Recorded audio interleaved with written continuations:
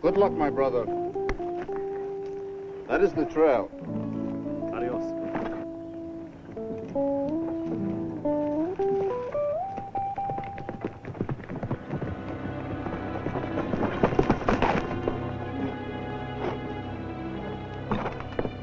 You're under arrest, Manuel Vasquez. You cannot arrest me here. I have crossed the border.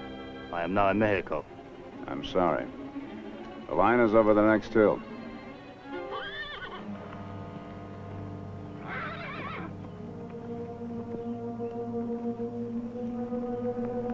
You think my family will let you take me back to Tombstone? I think they're too smart to try anything. We shall see, Senor Earp. Move.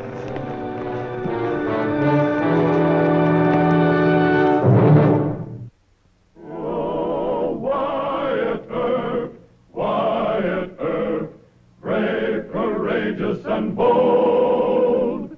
Long live his fame, and long live his glory, and long may his story be told. The Life and Legend of Wyatt Earp, starring Hugh O'Brien. Tombstone lay in a country that had long been Mexican before it was American. Many an old family rancho nestled near the best water of the surrounding valleys. But changes of allegiance are not made easily, and sometimes there is friction, and the kind of trouble that involved Wyatt Earp. Hold it.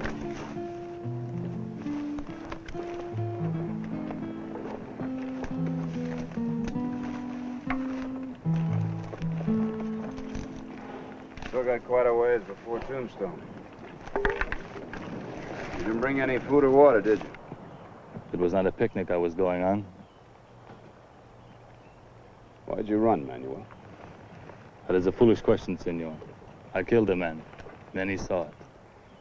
Maybe if you'd have stayed to explain. You would not have arrested me? You're gonna have to stand trial. But there's no reason why... You think I will get a fair trial in the court of Americanos? I guarantee it. You, senor. You are Americano also. One way or another, I will not go back to Tombstone. We'll see. Hold out your hands.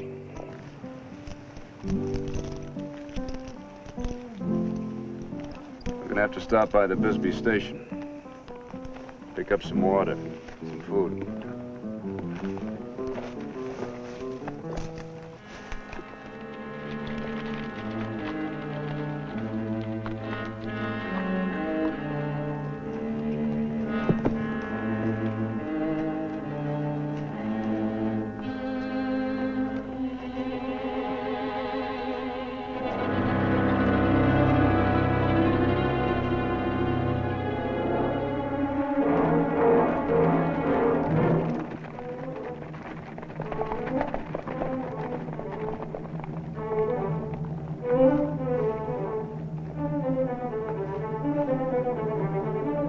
Posse. Newly made deputies of Sheriff Beans. Most of them are friends of Walter's, I guess. You see? I was not wrong. You're not going down there. They've left. They're headed south looking for you. We need food and water.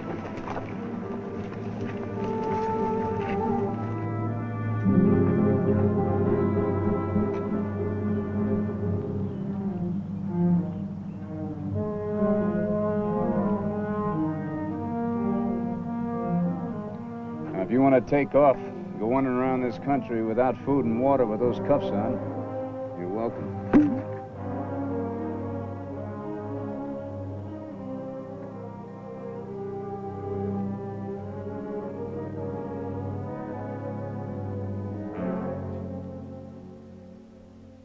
Howdy.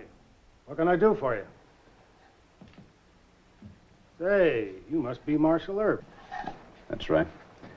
I'd like another canteen full of water. Have this one filled, too.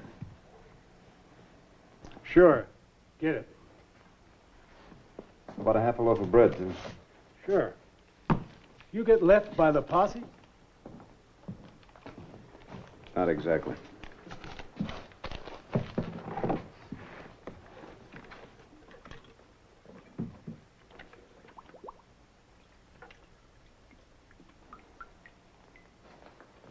Say, Ain't that Vasquez? The one they're looking for? Just fill the canteens, please. Sure.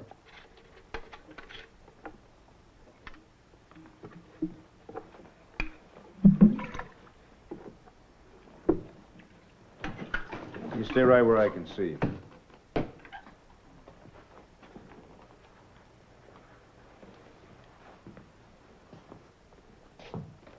Thank you. Expect we'll be seeing you again, Marshal. I'm warning you. Don't go after the posse. They're lawmen, too. Just don't go after him. You trying to protect the killer, Marshal? Get going. Here. Put your hands down. Why are you doing this? Because we're gonna have to ride fast. Go on, get out of here. I'll catch up with you.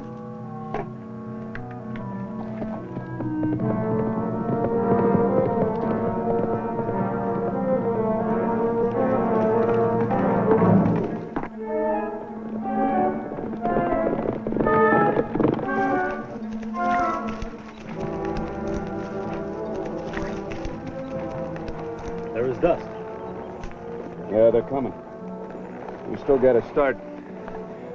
We better get up in those hills. Go on, ride.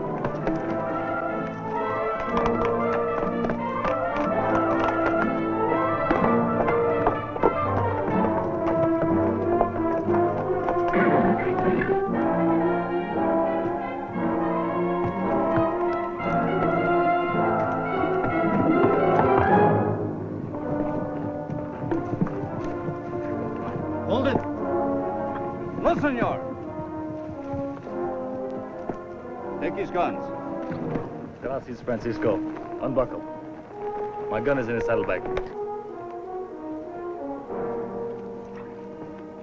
Now, I think we had better move quickly.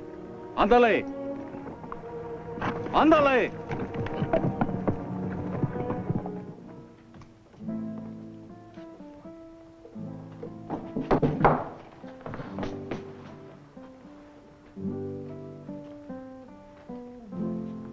Papa.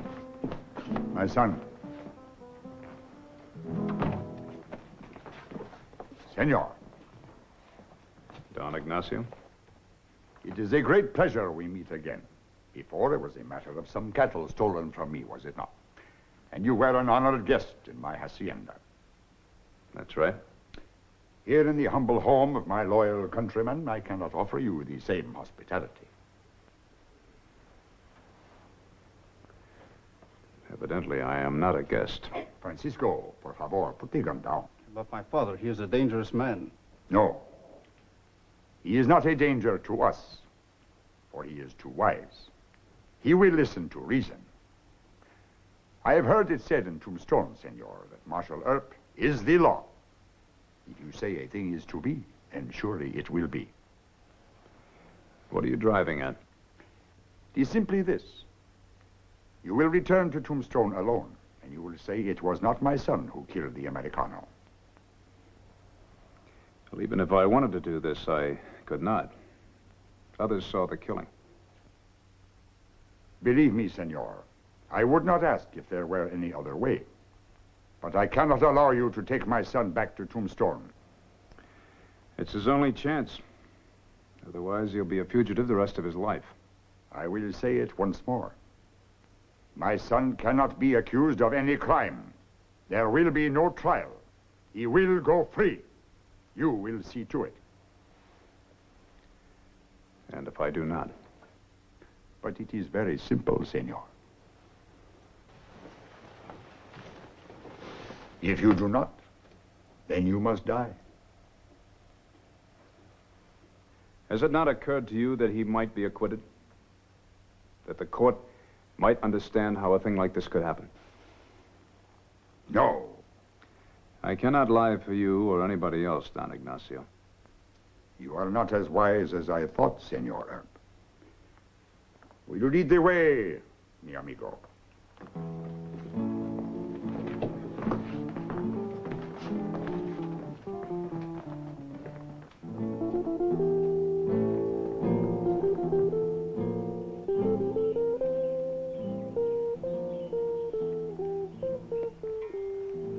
Here.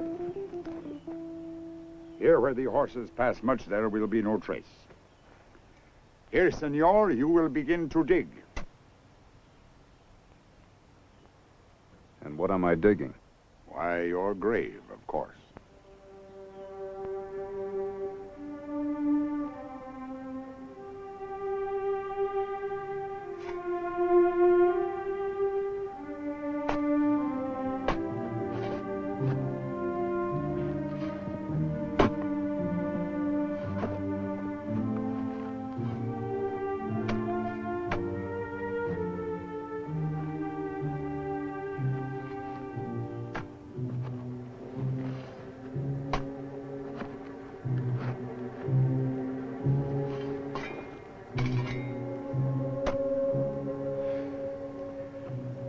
Mind if I take this off? It's hard work. Make yourself comfortable, senor. Ricardo, some water for the senor, por favor. Si, Don Ignacio. It is no use to look, senor. The posse will not find our trail. I can hope, can't I? Perhaps you had better send the men to keep a watch. Vaya Navidad. We do not want to be surprised by this posse which the senor would like us to surrender our son to. Not to them. To me. An officer of the law. It is the same thing. They too claim to be officers of the law. But I'll save him from being lynched. If you got into Tombstone, you could not protect him, even with your life. I'll take him to Fort Huachuca. Put him under the protection of the cavalry until the trial. And you promise it will be a fair trial. I must have had a reason to fight Walters. I'm betting that it was a good one. It was good enough for us, senor. And why shouldn't it be good enough for a judge? Maybe he'll be given freedom from this charge forever. But you forget, senor. He is free now. Is he free to go back to your rancho in the San Pedro Valley? Is he free to marry this girl and settle on the land that they both love? Perhaps not for a while. He will never be. Never. Do you understand that, Manuel? Because the law never forgets and it never forgives. Believe me. It's better to face it now and tell the truth. Senor, Quiet, Manuel. Now let him talk. Maybe then you'll see that he has a real chance of going free. Let him tell why he killed Walters. I know why. And he will not speak of it. Papa, perhaps what he says. My son, do not listen to him. But suppose it is as he says, and I can never return. We will find a way. Perhaps. But suppose it could be as he says, and I would be free of it all. Manuel, do you wish to tell why you killed the Americano?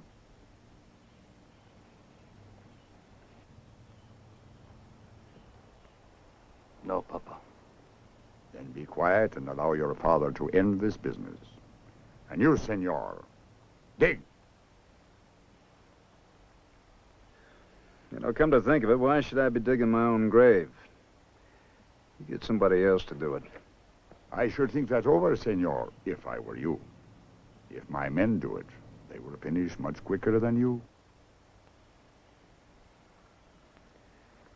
You convinced me. But not too slowly, senor.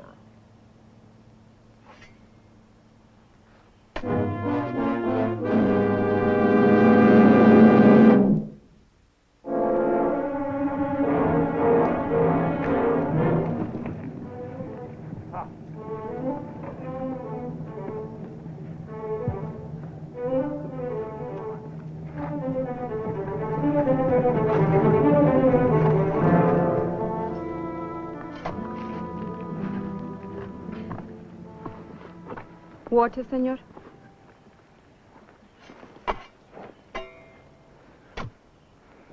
Thank you.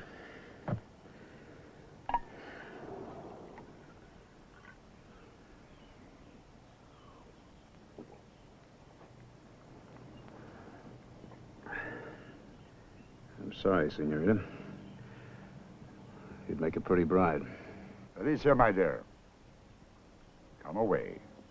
There is no need to talk. Why, Don Ignacio?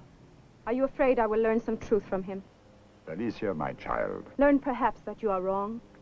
my dear, I have lived longer than you by many years. I know what is best. Do you, Don Ignacio? For you or for us? Alicia. Well, does he, Manuel? Can killing this man solve anything? Can our marriage be a happy one with his blood on our hands? Our hands. Yes, our hands, yours and mine. But we've done nothing to stop it. Manuel, will you tell your betrothed that she must have respect for the head of this family? Will you tell her that my word is final?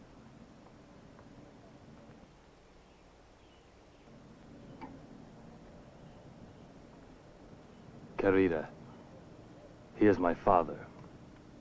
It will be as he says. Senor, dig.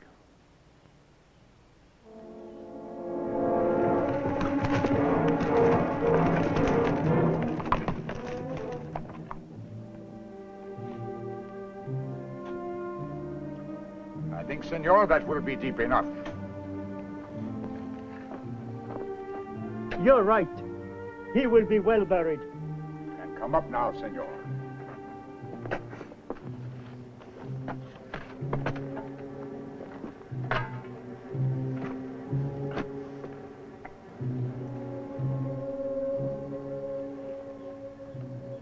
You would like something to eat? Let's get it over with. Manuel. Be quiet, querida.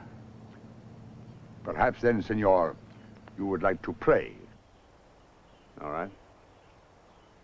Why not? I have no regrets myself. I've lived a full life the best way I know how. My only regrets are for Felicia. She would have made a pretty bride, a fine wife, a mother. And for Manuel, who could have been free. I pray you'll all be forgiven for what you're doing.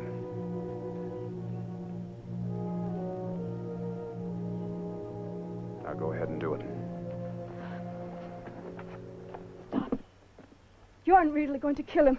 You can't mean this. Alicia, there is nothing we can do. Are you going to let them kill him? An innocent man? A man of law? Who has only tried to help you? But you know what it is for. See. And because it is for me, it is for me to decide if you shall do it. No. Yes, I have a right to decide. Felicia. Senor, do you wish to know why the Americano died? No, girl, I say no. And I say yes. It was to avenge my honor that he killed. Alicia, you should not. You do not have to tell him. I will, Manuel. I will gladly tell him, and to the court if he wishes, to save his life and ours. How I made the mistake of leaving Manuel and Francisco in the restaurant and going into the street alone. How this man saw me and thought wrong things and caught me and dragged me behind a store. How only because Manuel and Francisco came looking for me was I saved from him. How Manuel fought him and had to either kill or be killed. The others, they came and saw him. And Manuel, because he was Mexicano, he was afraid and ran. If you will tell that to the judge in court, I'm sure that Manuel will be acquitted. I will. Oh, I will. No, you cannot tell to the world your shame. But I did nothing wrong. What shame? You know she is not to blame. Francisco! There is no need to kill him, I've told him. There is more need than ever. There is no help for it now that he knows. I will tell it. You will tell no one else. If you have no pride of your own, I have enough for both. Now get out of the way. Then you must kill me too. Manuel, I swear it. No, senorita. There's no need for that now. But, senor... It's all right. You tried. There is no time. What? One is giving the signal. It must be the posse. How far? That is important. How much time? One! How far?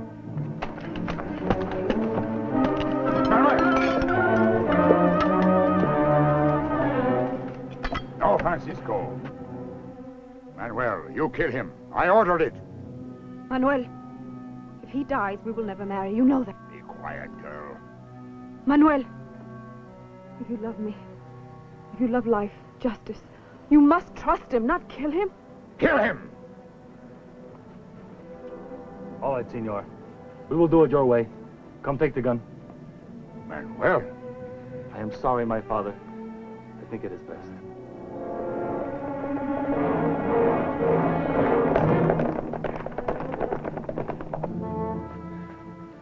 Patron, they are riding fast. Now it is too late for anything. Too late also for you to get away. Then we'll have to meet him head on. Have you got a shotgun? Si, senor. Go get it, and any other guns you can find. You will trust us with guns, senor? Let's see Manuel die right here, strung up to that tree. Here, take this. Go and get inside the house. Come on. Let's go.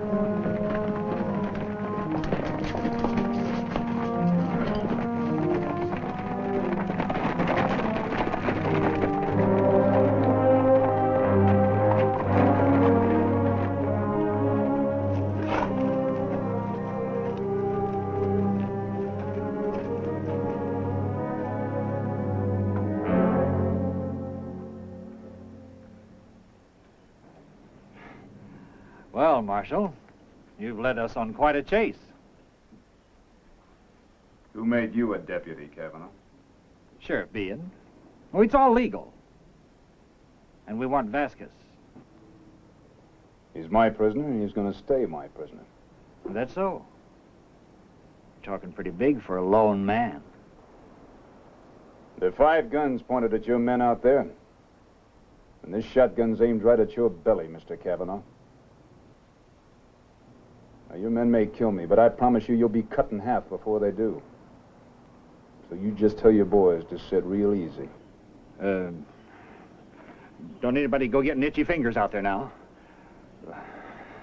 Well, look, Wyatt, can't we talk this over? Nothing to talk about. Well, now, you've got no love for this killer. Why risk your life for him? You wouldn't understand that. How do you propose to ride out of here with him? Don Ignacio, are you willing to die to save your son's life?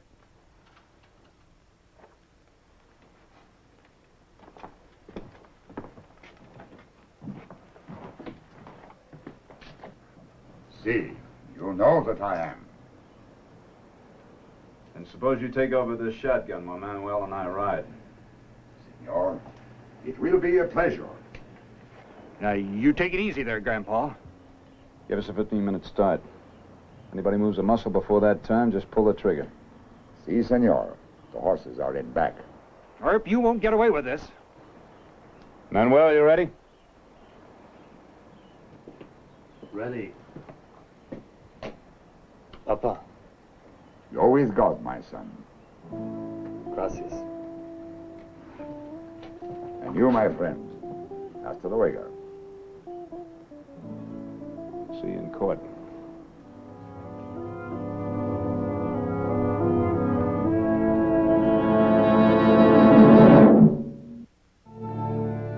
Since this matter of honor is even more important to those of Spanish descent than it is to us, even more a part of their heritage and sense of justice, and since, moreover, the killing was proven to be an act of self-defense, I find it justifiable homicide and the defendant, Manuel Vasquez, not guilty.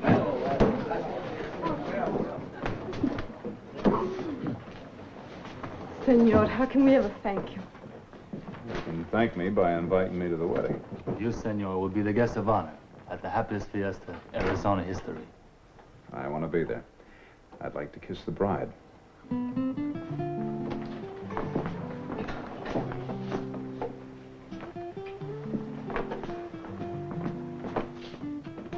I do not approve of these demonstrations in public. These young people today have no reserve. This is the bad influence of you Americanos. They may not have any reserve, but well, maybe they're happier. I think your son will turn out to be a fine man. Naturally. His wife will see to it. But I suppose, senor, I must apologize to you. You already have. When? When you took the shotgun.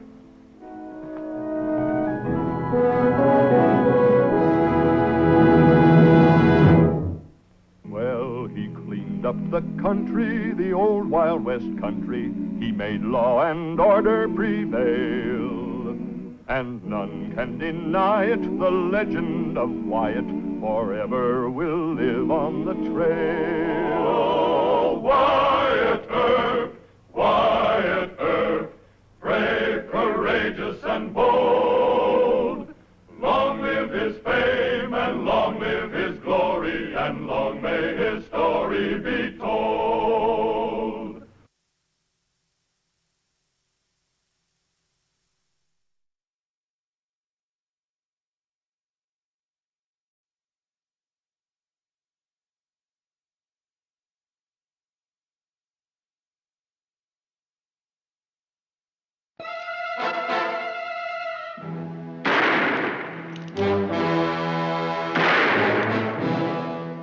Hit me. Why, ain't never hit anyone yet. Just stand still, Buntline.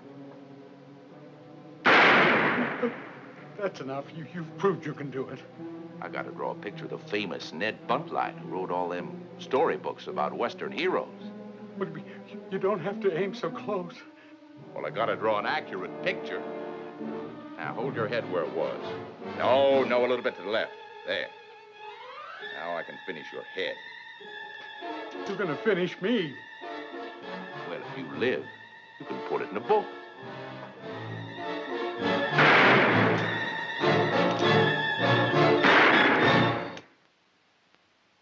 Oh, Wyatt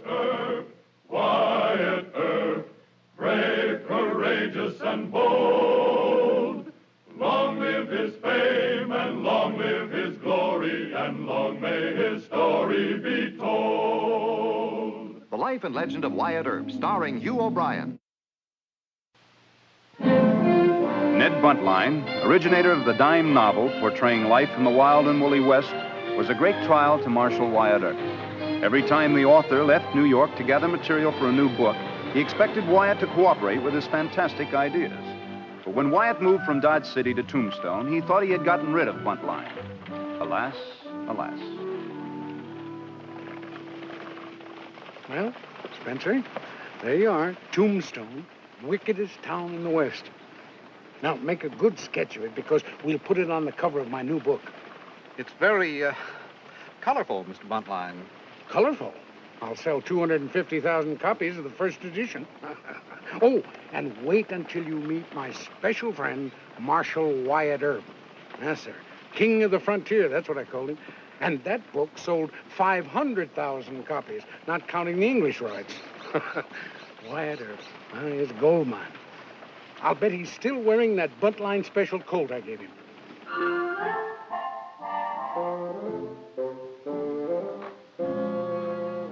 I want to meet some real outlaws, Wyatt. My opposition is cleaning up with books on the James boys and Sam Bass and Billy the Kid. Of course, it's the old Robin Hood legend brought up to date. But my readers, they want outlaws, too. Some gallant band that takes from the rich and gives to the poor. That's the kind of... What's the matter? Well, Mr. Buntline, I've never met any outlaws like that. Well, what about the Clanton gang? No, Mr. Buntline. But you do know them, don't you, Wyatt? Oh, yeah, I know them. We're in luck. He knows the Clantons. Now, Wyatt, all I want is an introduction. I'm sorry, Mr. Buntline, but if you'll take my advice, you won't go anywhere near them. But why? Because they're horse and cattle thieves, they rob stages, and they shoot men in the back, that's why. Well, now, maybe you're a little prejudiced, Wyatt. I mean, being a peace officer. Mr. Buntline, it just doesn't do me any good to try and argue with you. Now, the Clantons are dangerous, low-down hoodlums, but if you want to glorify them in a book, well, then that's your business. But maybe circumstances drove them into crime. Maybe some deep personal tragedy embittered them. Mr. Buntline, please. Marshal Earp knows his country.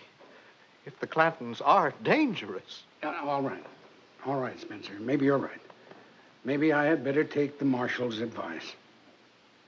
Wyatt, how about having dinner with us down at the hotel? Be glad to.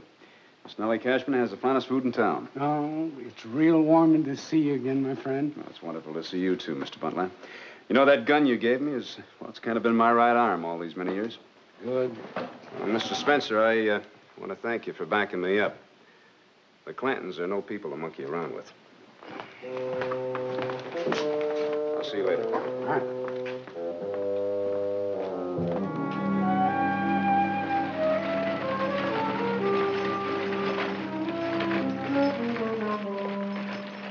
Pop, this is just plain foolishness. Inviting a book writer to dinner and then coming all the way in after him. Emma, he wrote Dameron of the Nugget, and Dameron thinks we ought to treat him friendly. A man who's friends with Wyatt Earp. Politics, sis. We can show Buntline that we're hard-working, honest ranchers.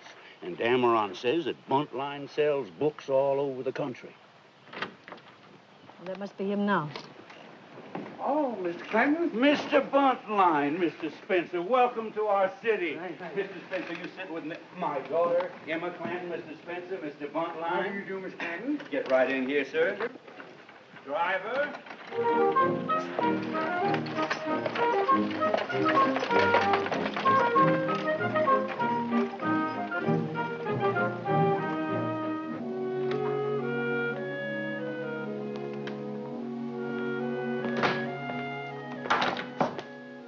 Leslie. Well, howdy, Mr. Leslie. I thought you were in Denver. Where do you know me, Wyatt, a Rolling Stone? Yeah, I know you. He threatened to shoot a feller over in the Cosmopolitan. Oh, my joke went sour, Wyatt. I dropped a lizard down a man's neck, and he didn't laugh. The feller had to laugh or he'd get shot. So the feller told me. Well, I guess I got a little carried away. Yeah, I guess you did get a little carried away. Well, if you'd checked your gun, you wouldn't have had that trouble. I'm going to have to hold you here for a while. Mr. Gibbs, you put Mr. Leslie in a nice, clean cell all by himself.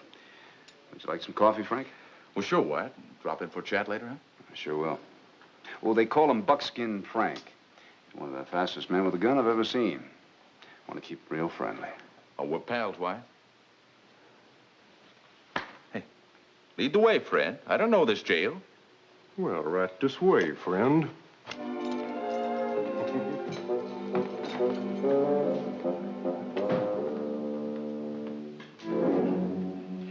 You know, I can't figure out for the life of me how Wyatt Earp got the idea that you people were outside the law. Just politics, Buntline. Why, Earp's a northerner. We're southerners. Uh-huh. Oh, Papa, tell him about the Epitaph newspaper. Oh, yes, Finn. I clean forgot about that. Got a jackleg editor named Clum, the Epitaph has. Clum. And everything that the Nugget says, Clum says contrary. Oh, and there's no such thing, then, as the Clanton gang. Clanton gang? Well, never heard of it. Did you, Finn? Just a lot of mean talk, that's all. Oh. You mean you people are blamed for what the real outlaws do? Why, yes, just politics, Buntline. Oh, daughter, take a chair. Mr. Buntline wants his artist to draw our picture. What for? Well, to put in his new book. Now, don't be shy, my dear. Do I have to, Papa? It ain't a matter of having to, Emma. We aim to be friendly and show good manners. There you are, my dear. Thank you. Oh, Mr. Ike, will you sit right up close to your sister, please? Make a group of it. All right, Spencer, there you have them. The Clantons, en famille. That means all together. There we are. Now, while he's drawing, could I make a few notes on the further misunderstandings? Just tell the truth, Buntline. That's all we ask. Well, that's exactly what you get, Mr. Clanton. And I want to thank you for your gracious hospitality. Say goodbye to Miss Emma for us. Yeah. Oh, and tell her she's going to like that picture. We're going to put it right on the front cover. Fine. Now, you drive him into town, you drive real careful. Oh, yeah, thank you. Goodbye, sir. Bye. Goodbye. Goodbye.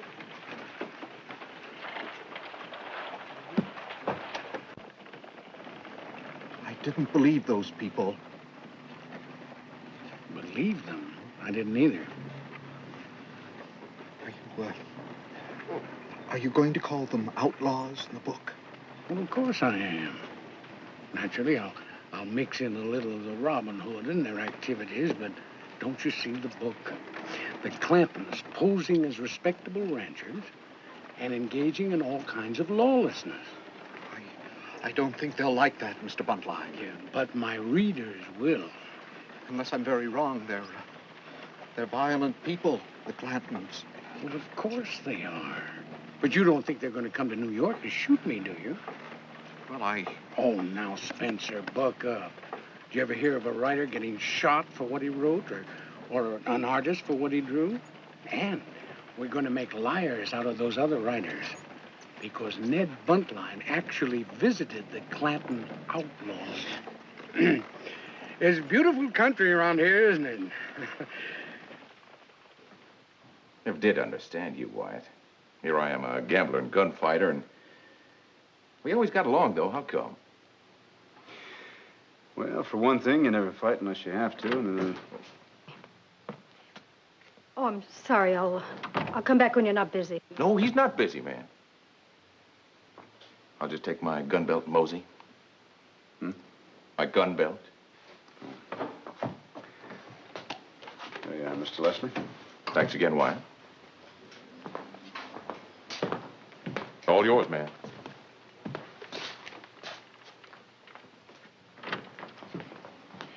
Well, what is it this time? Your friend, Mr. Buntline, wants to write a book about us. He does? Well, I read a couple of his books, and they're just trash. Now, is that a nice way to talk about your guest? Well, he's not a guest any longer. He came back here this morning, he and that artist fellow. Mr. Earp, you've got to do something about it. He's going to say terrible things about us, and Papa will just kill him, that's all. Wait a minute. How do you know that Mr. Buntline is going to write anything about the Clantons at all? By the questions he asked. He pretended to believe Papa, but I know he didn't. He's going to say we're bad people. Oh, no. No, he's going to make you into heroes.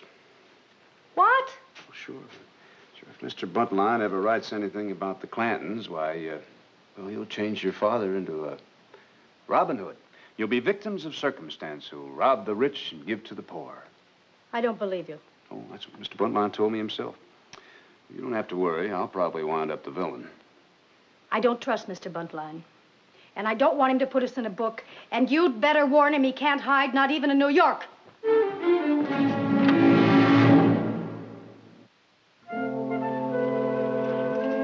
is one of the doggonest fool things that Buntline has ever done. Now, you and I know outlaws, Mr. Leslie. Have you ever heard of one of our hoodlums that robbed the rich to give to the poor? No. No, neither have I. Well, I can't stop him from putting nobility into his outlaws, but what do you reckon Clanton will do if Buntline ever publishes that book?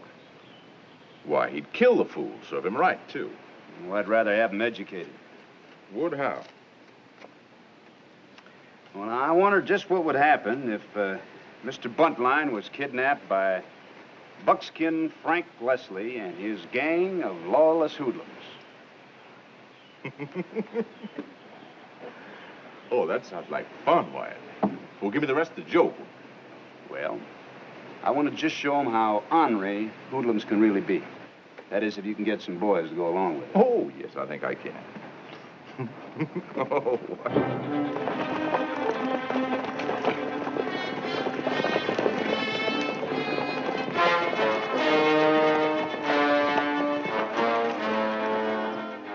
all right, on time, but keep him gagged. Come on.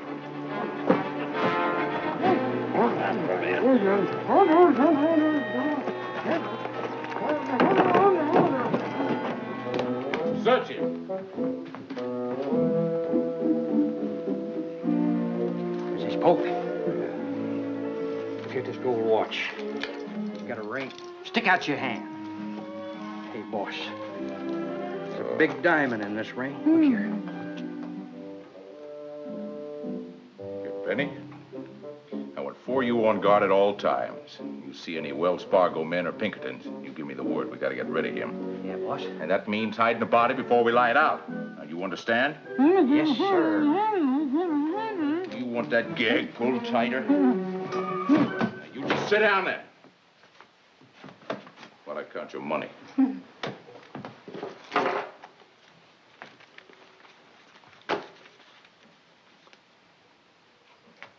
There's less than 1,000 here. You wearing a money belt? No. Ow!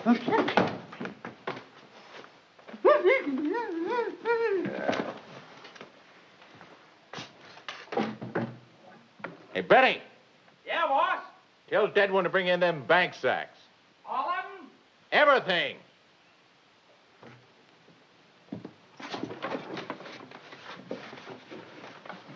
Don't know why we bothered to bring you along. Except somebody told you my name, didn't they? Now, didn't they? Who am I? Buckskin Frank Clanton. What else they tell you? They didn't tell... Out with it. They just said that you were old man Clanton's cousin. May I have a glass of water, please? When I get around to it. We whacking it up here, Frank? I ain't decided yet. This fat fool's less than 1,000 on him. Can he identify you? He can. Worse luck for him. Oh, no, I can't identify you, Mr. Clanton. You were just pointed out to me on Allen Street, and I couldn't... Got it. Nobody knows me as a Clanton. Yeah, he could tie in with old man Clanton. Yeah, that cheap, low-down rustler, him and his rowdy boys. Better get it over with, Frank. You aim to bury him? Yeah, might be safest. Tell Benny to start digging a grave. Yes, sir. You apparently don't know who I am. You're a drummer, ain't you? My name is Ned Buntline. I'm the author of 56 novels. Storybooks? Like they sell on trains? And all over the world, sir. And furthermore, I am a close personal friend of Marshal Wyatt Earp. You must be getting mighty careless about his friends. Well, if any harm comes to me, he'll hunt you down. Sure. Now, we yanked you right out of Tombstone. Now, where was Earp? Well, he's heard about it by now, I assure you. Hey, boss. Deadwood said you was gonna bury him first.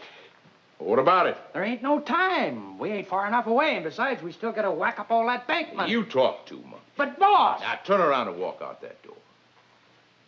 Go on. No, boss. No. No, boss. No! Oh! What?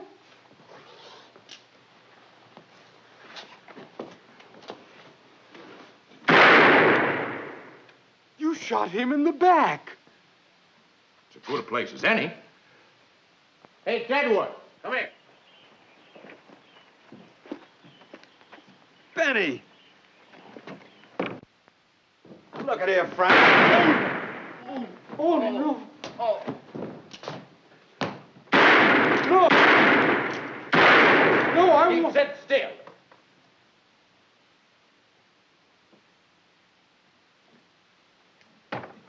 Sit tight.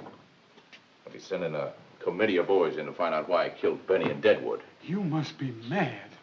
You're like a fox. I thought there was honor among thieves. Honor? Why, there's over $40,000 in them bags.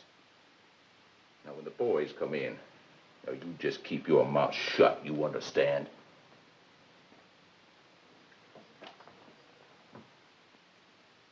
Murderer! We better push along, Wyatt. I got the jitters. I don't trust that buckskin Frank. Mr. Gibbs, you just don't understand practical jokers. Mr. Leslie's having the time of his life. Yeah, but you told me that Buntline was right spunky. He just might get some of them fellers sore at him. Yeah. Come on. Now, there are 2 of us in here, Tex. And 5 out there. Now, ain't a 2-way cut better than splitting it up 7 ways? Yeah. But what about him? He'd be a witness. Well, I got plans for him. What plans? Well, see, now, he's a rich writing fella. We'll take him into Tucson and make him wire New York for $20,000. And if he don't, he won't give us no trouble, will you, Buntline? Will you promise not to kill those men outside? Well, now, why shouldn't we kill him? Well, you don't kill your own pals in cold blood. Well, now, where did you ever hear a thing like that? I reckon a fella's got to be that way, though, to write a book. Well, we better get at it, Tex. You're not... Now, you're you not... keep sitting right there.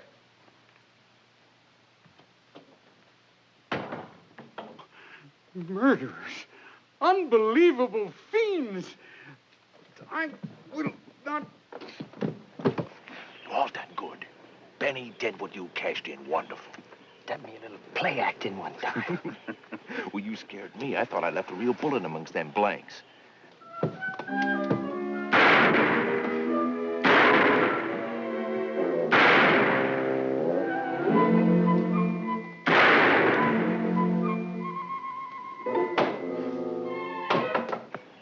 Now, all but you, Tex. Head back into town real quiet-like. Tex, now, I want to pull off one more murder before we go back in, so don't rush it.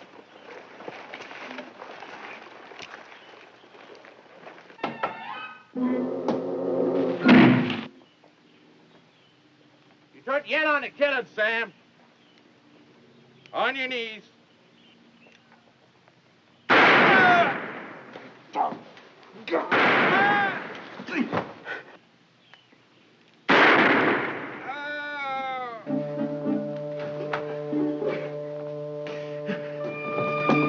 No, you don't.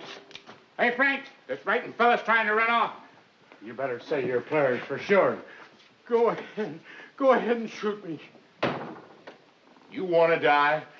Well, my death will bring Wyatt Earp and some brave peace officers after you.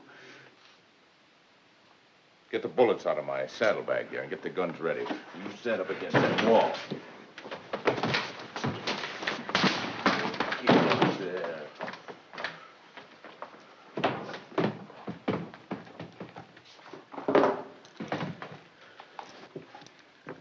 These ain't blanks, Frank. They're real bullets. Shut up. I know what I'm doing.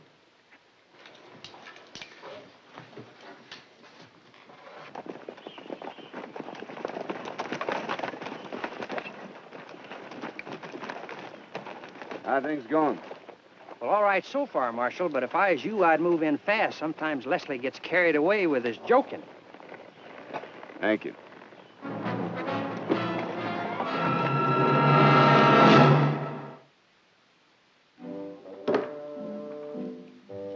Now stand steady, your buntline. How do you expect me to draw your picture with you flinching and moving? Get it over with. There's plenty of time.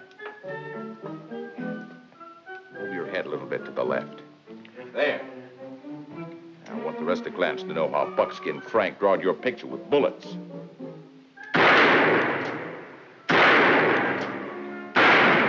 You almost hit him, Frank. Huh? I draw my wife's picture like this time and time again. Did you murder her? Oh, she left me. She said it got on her nerves. Silly girl.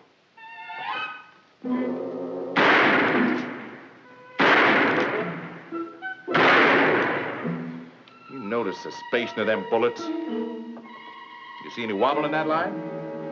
Give me that other gun.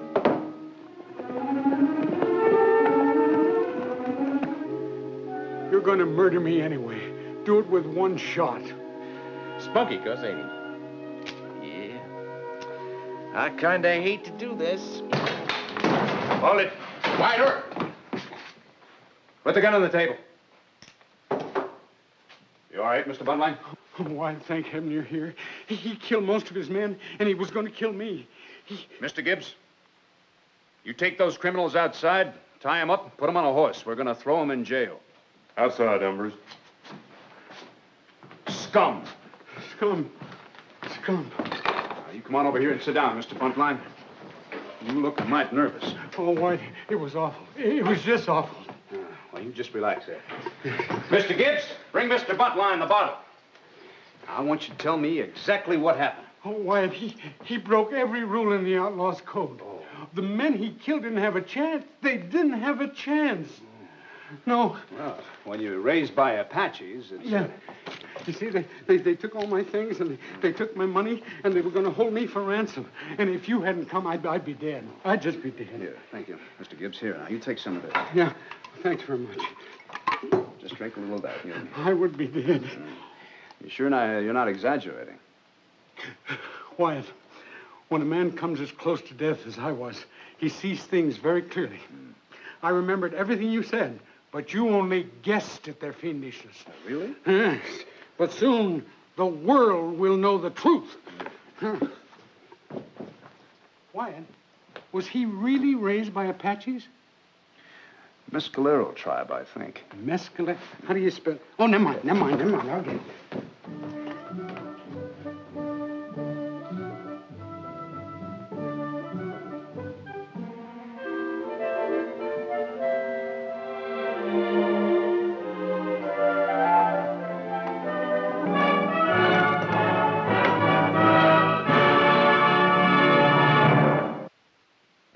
Well, he cleaned up the country, the old Wild West country. He made law and order prevail.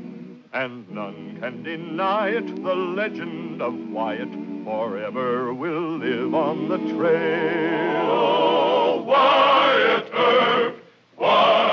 Earp, brave, courageous, and bold. Long live his fame, and long live his glory, and long may his story be told.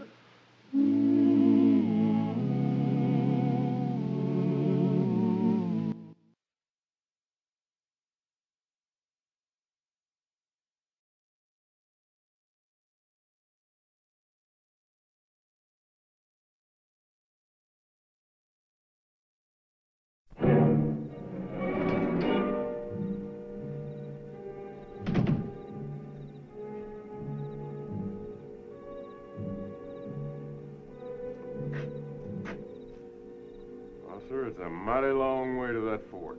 Desert all the way. That's right. You think you'd make it, do you, with all them desperados looking for that money? I sure try. Yeah. The bushwhackers don't get us, the Apaches will. Mr. Gibbs, you know, you don't have to go along. Well, if you're fool enough to try it, I'm fool enough to go along.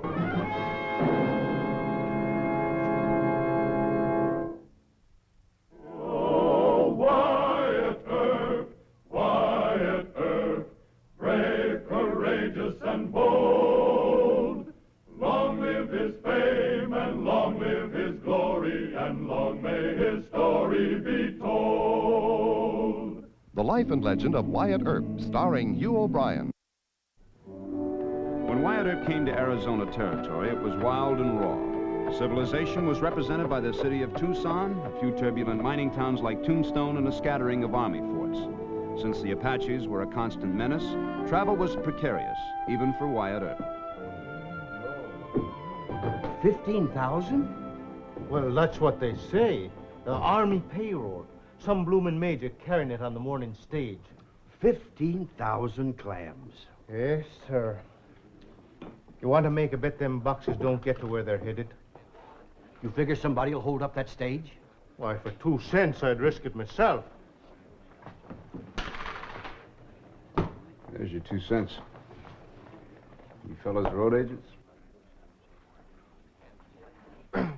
You mean to say you don't know me, sir? Can't say I do. Why, I've rode with the best. The Daltons, Blackjack Ketchum, Billy, Oh, sure, you know Billy, Well, that's very interesting, gentlemen. I'm a United States Deputy Marshal. Well, Marshal, sure, and that is, we were only joshing. That's the truth, Marshal. You see, he's a swamper over to Lucky Cuss Mine. Oh, he is, huh? Where'd you hear this rumor about the Army payroll? Why, it's all over town. Sure, all over town. Well, you stick to swamping. Kill it.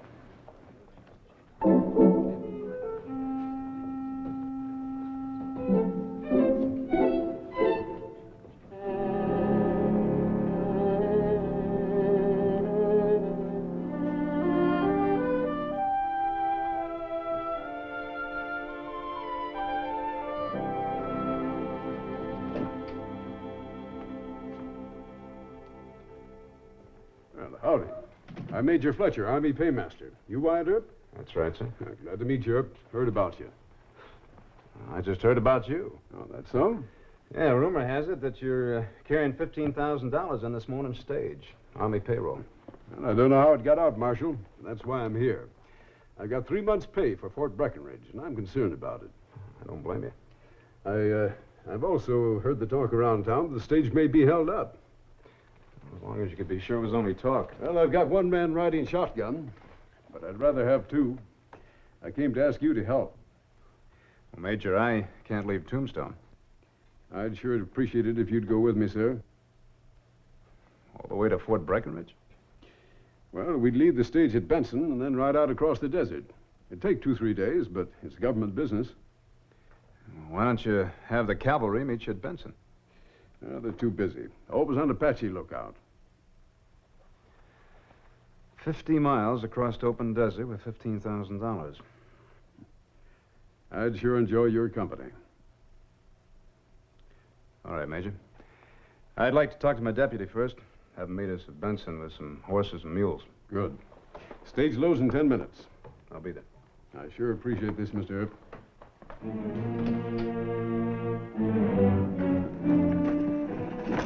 Glad you made it, Marshal. Here, wait a minute. I want those boxes hidden.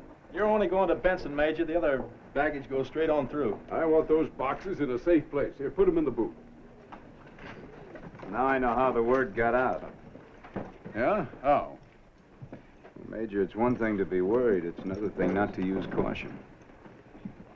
I guess I'm so used to transporting money, well, there I go again.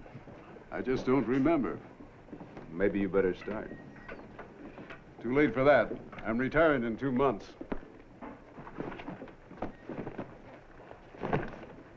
Who are the passengers? Well, the boy's going home to New Mexico. The lady?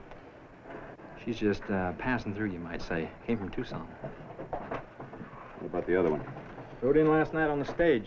Probably the only man in town. Don't know what's in these boxes. Ford!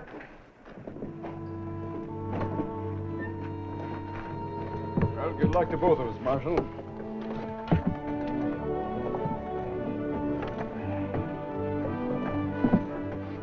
May I? Sure.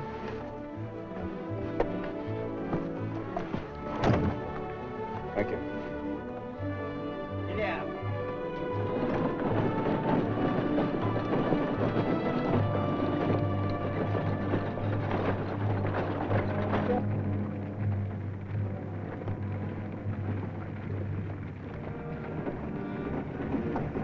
You think there will be trouble, senor?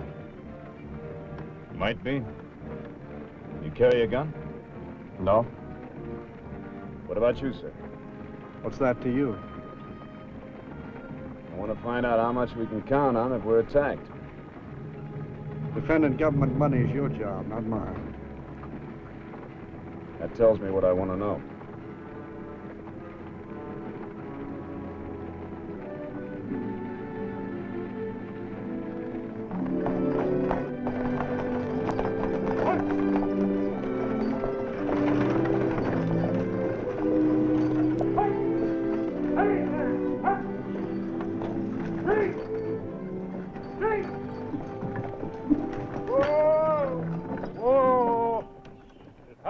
Inside.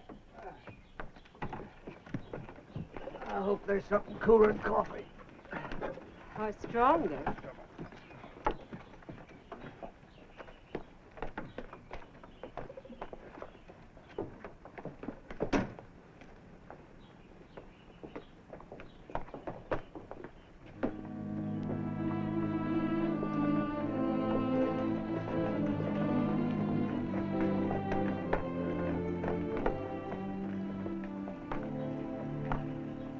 Strange full of passengers, They're kind of typical. Not suspicious of any of them. I'm more worried about road agents. You don't seem to be very worried, though. Oh, I'm used to this. How long you been a paymaster? Almost 10 years. 10 years. It's a long time for one assignment. The Army usually switches the officers around. I thought administration would lead to faster promotion. I was wrong. More coffee? No, thanks.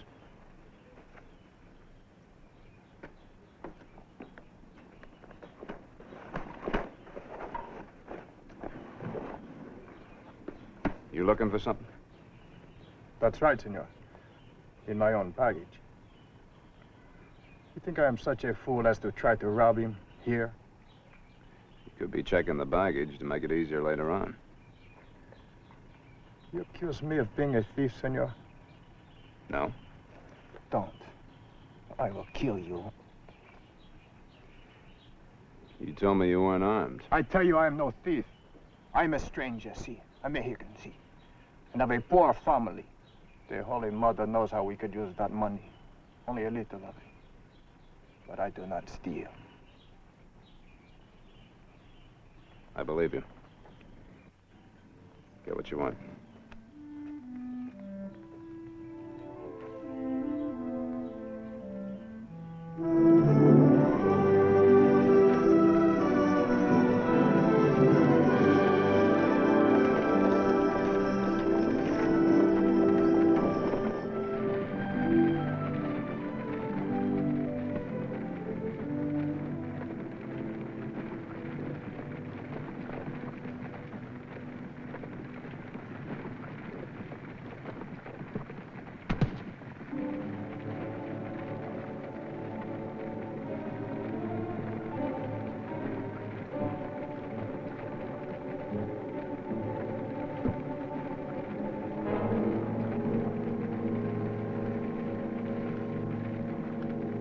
Thanks, honey. De nada, senora. Not senora. Senorita.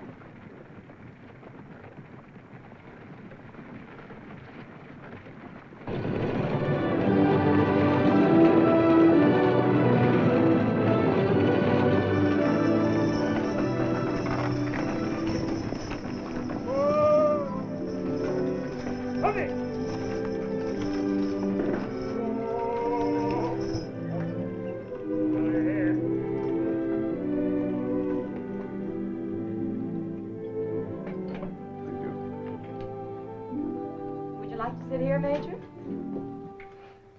No, ma'am. Thank you, ma'am.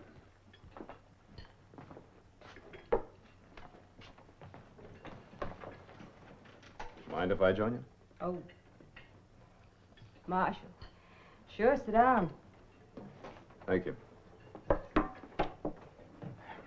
You do much traveling?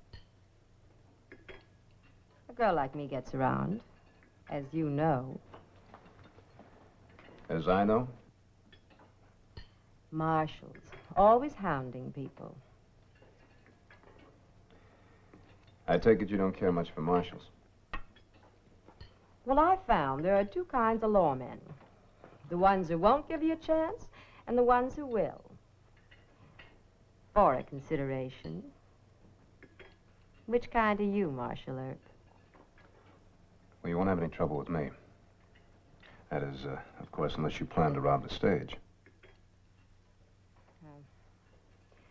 Maybe you'd talk different if I'd stayed in your town. You didn't stay. That's right. I didn't. I'm heading back east now. I'm going to start over. It's not too late. It's never too late. I'm getting out now. Not 1 minute too soon. I hope it works. It will. This time it will.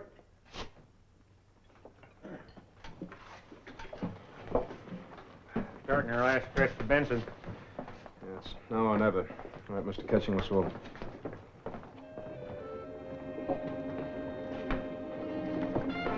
Muchas gracias.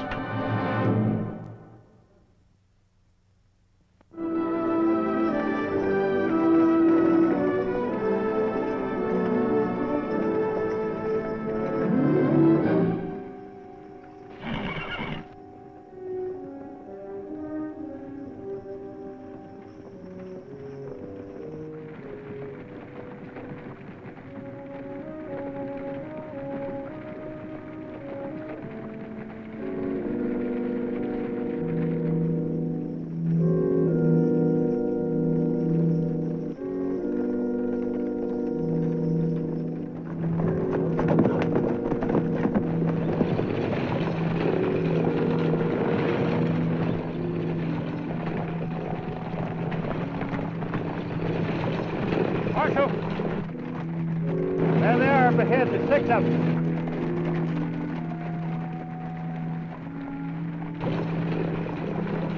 Think we can get through them? My horse will do what I ask. Well, it's up to you, Major.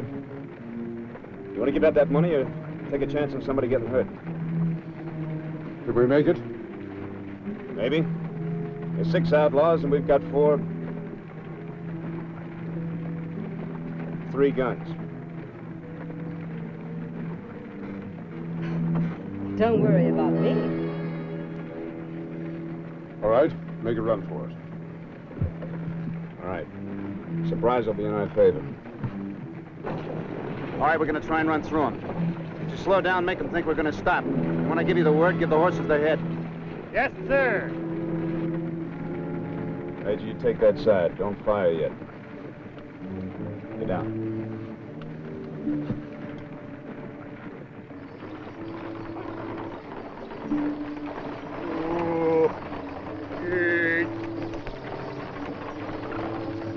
All right, give it to him.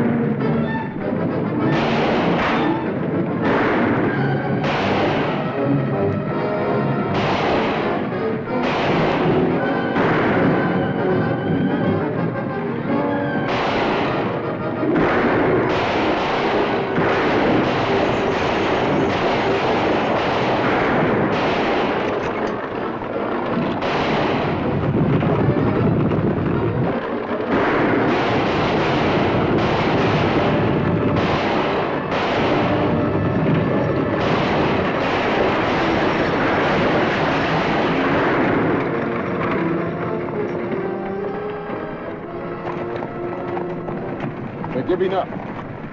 We got through.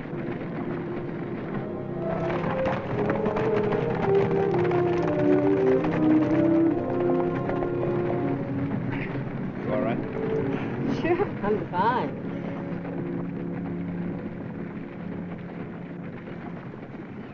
Thanks.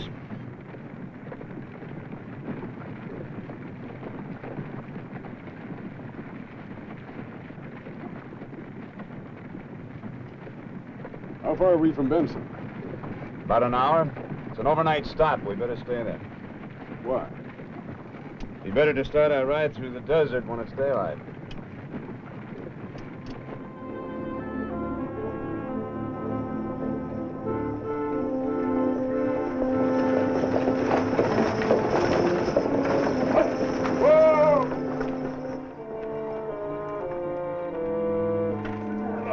Muy buenas noches. Pásenle, bienvenidos todos. Thank you. Ya venían algo retardados, ¿eh?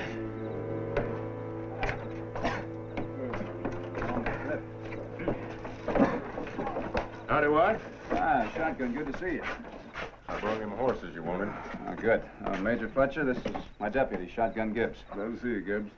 Hey, are there rooms for us here? Oh, si, senor. But 3 small ones. The boy and I can double up. One for the lady, too. Major, you take the third one. Shotgun and I will make ourselves comfortable in the waiting room. All right, we'll put the boxes in my room. I'll sleep with them under my bed.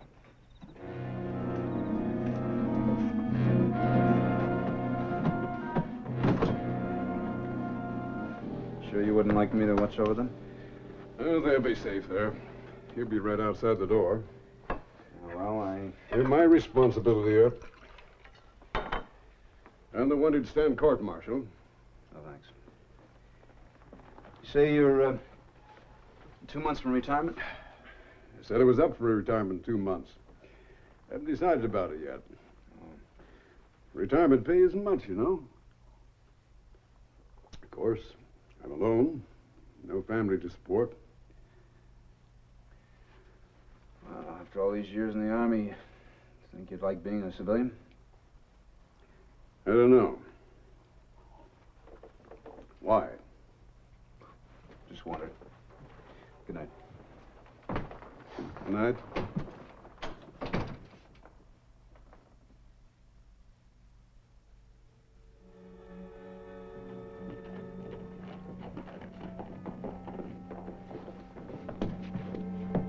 Who was that? I don't know. Come on. Major Fletcher? Major Fletcher?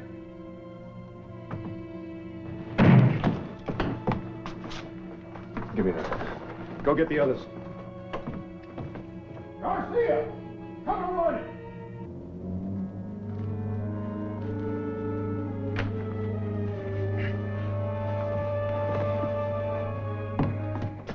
What happened to him, Wyatt?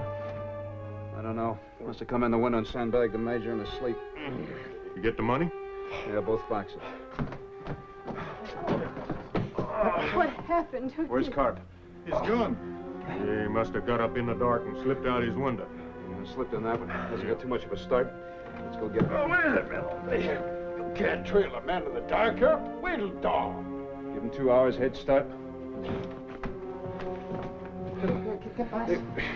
Give me my boots. Ay, esto nunca nos había pasado aquí antes.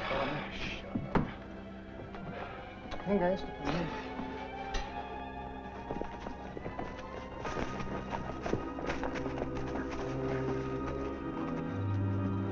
This is the trail, Wyatt. Look how deep them hoof prints is dug in. It's well loaded down. Sound like somebody would dig it.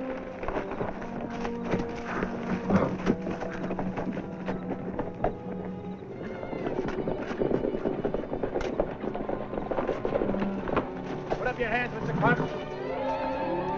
No, Major.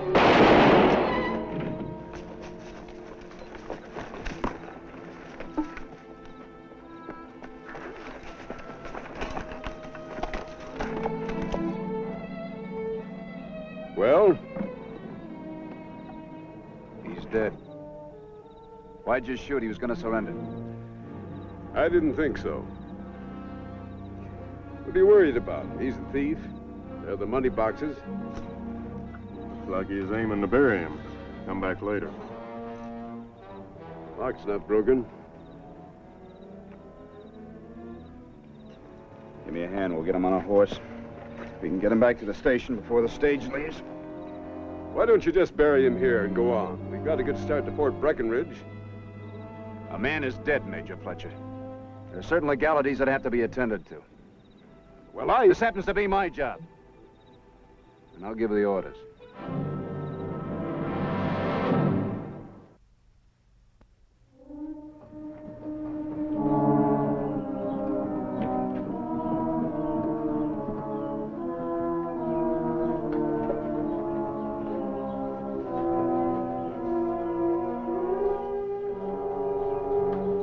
Ayúdame.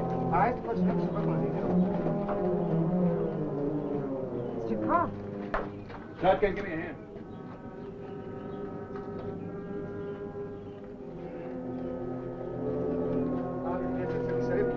Give me a hand. Ayúdame. Take him inside. Shotgun, unload those money boxes. Why? We're going right out? Not yet. What do you mean? Take him down. Hey, what are you doing with my property? Unlock him, Major. You tell me why. I'll tell you why. You shot Carp for robbing you. Now I want to see exactly what he paid for. I don't like your implication, Marshal. I didn't expect you to. Are you going to open those boxes or have to shoot the locks off? Those are government property. And I'm a United States Marshal.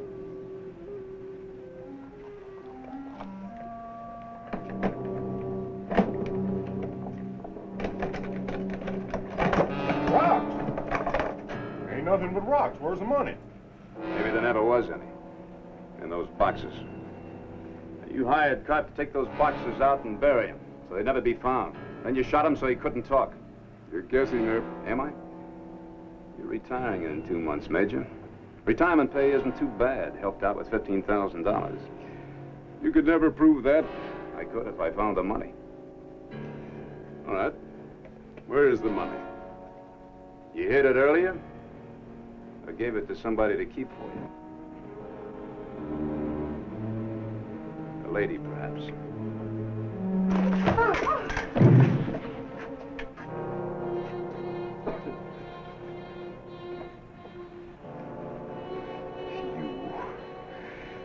If it hadn't been for you, it would have been easy. Well, you're the one that asked me to come along, remember? That was to give you a perfect alibi, wasn't it? How'd you find out? A look, a word here and there. And Carp's mistake. He should have patted his horse's hooves. How about the money, Wyatt?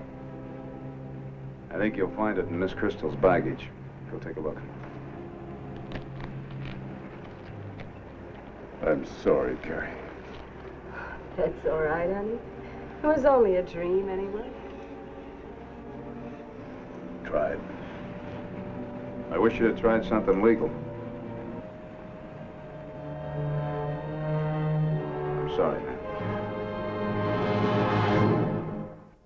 Well, he cleaned up the country, the old Wild West country. He made law and order prevail. And none can deny it, the legend of Wyatt forever will live on the trail. Oh, Wyatt Earp, brave, courageous, and bold.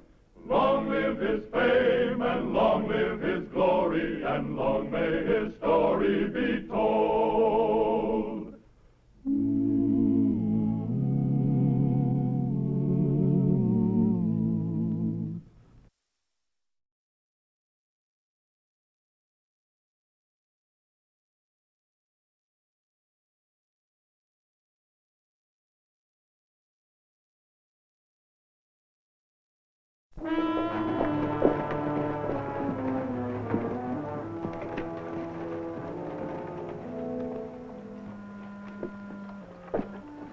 I guess Ringo's in town already. Why don't you get him right away, Curly?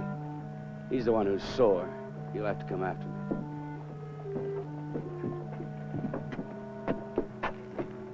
You sure you want to fight Curly Brocious now? Yeah. What a break for Wyatt. Ringo and Brocious, top guns for the Clanton outfit, gunning for each other. You don't figure they'll really shoot it out, do you, Doc? Mr. Gibbs, your naivete charms me. When two top gunfighters like Johnny and Curly have a falling out, it's just a matter of waiting. And while I'm waiting, I aim to get some bets down. Who do you pick to win? It's a professional secret. You make your own bets.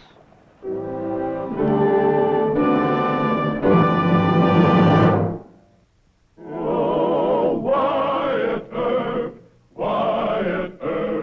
brave, courageous, and bold. Long live his fame, and long live his glory, and long may his story be told. The Life and Legend of Wyatt Earp, starring Hugh O'Brien. One of the mysteries of the Old West to amateur historians was how so many top gunfighters lived so long. The answer, as Wyatt Earp said, is simple. They seldom fought one another. When men of equal speed and skill got in a gunfight, it meant death to both. Thus, when Curly Brocious and John Ringo rode into Tombstone to settle a quarrel, it looked as if Wyatt would soon be rid of two enemies. Galloping horses on Allen Street's against the law. I got to talk to you. I didn't want to, but Papa said I should. All right. Allow me.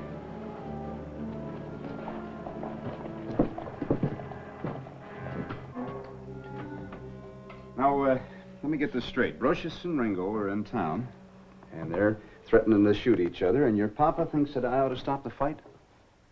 Well, isn't that what your job is, to keep law and order? Yes, I'll have a talk with Johnny and Curly. Well, disarm them, run them out of town. Oh, I can't do that. If they've racked their guns and they're behaving decent. Well, you mean you can't stop this fight? Well, I can try and talk some sense into their head. By the way, you never told me what the fight was all about. Oh, Brocious accidentally shot Ringo's horse. They were in a fight with some Mexican rustlers. And Ringo, he thinks that Curly did it on purpose. Why, who knows what Ringo thinks? Anyway, you better stop this fight, or the Nugget newspaper will have you fired.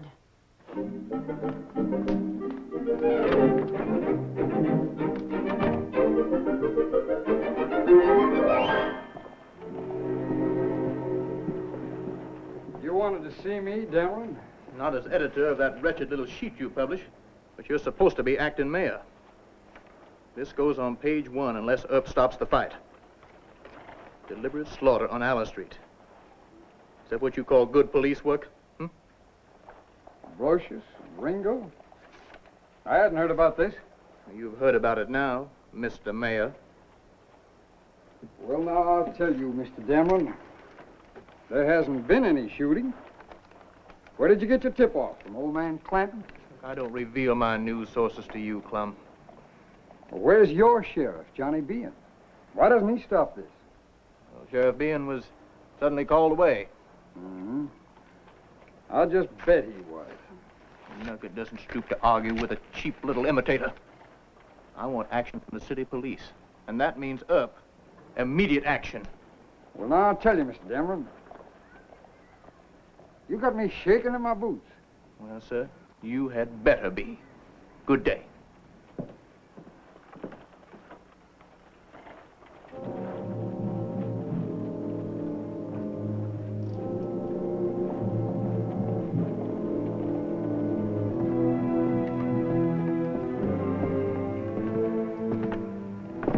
Old man Clanton's got a lot of gall bringing his quarrels into Tombstone. I think Ringo and Brocious are on their own. Gunfighters usually like audiences. Well, then let him shoot it out, Wyatt. I wish I could. Dameron does have a point. No, let him holler. No, sir. If it was just a quick brawl in the saloon and a shooting, I wouldn't be expected to do anything about it, but I have been warned about this. Townspeople will expect me to do something. Yes, but what? I'll have a talk with Ringo and Brocious. Oh, you stay out of it, Mr. Mayor. All right, Wyatt. Wyatt, good luck. You see, Curly's at the Alhambra, talking fight. Hello, Mr. Ringo. Well, tain't Marshal Earp. I hear you aim to settle something with Curly. That's kind of foolish, isn't it? Foolish? John can take him. I don't think so. No, I think they'd both be dead. You want to bet? Shut up, Irish. They tell me that Curly shot your horse by accident. My horse, my business. He offered to pay you for it, didn't he? Why don't you move along? Yeah. All right. I've got your last words. Now I'd like a before-death statement from Curly.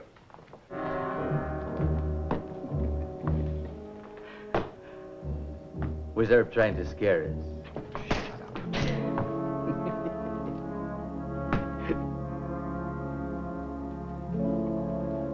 Well, here's to good old Johnny Ringo. We've been pals a long time. But not now, Curly. I still can't believe it. Getting sore. Don't tell me.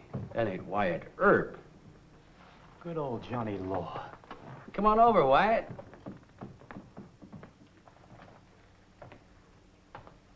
Larkin, give Wyatt your chair. Sure, Curly.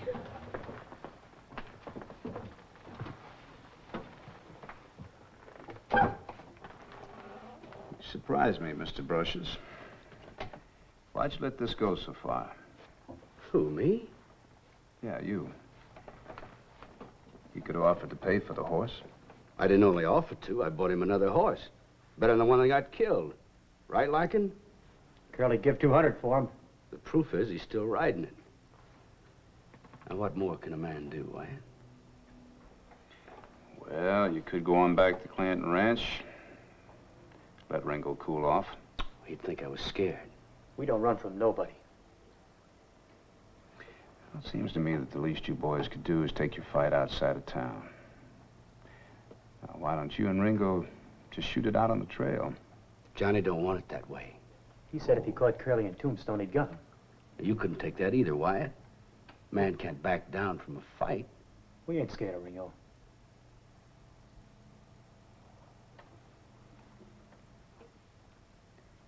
All right.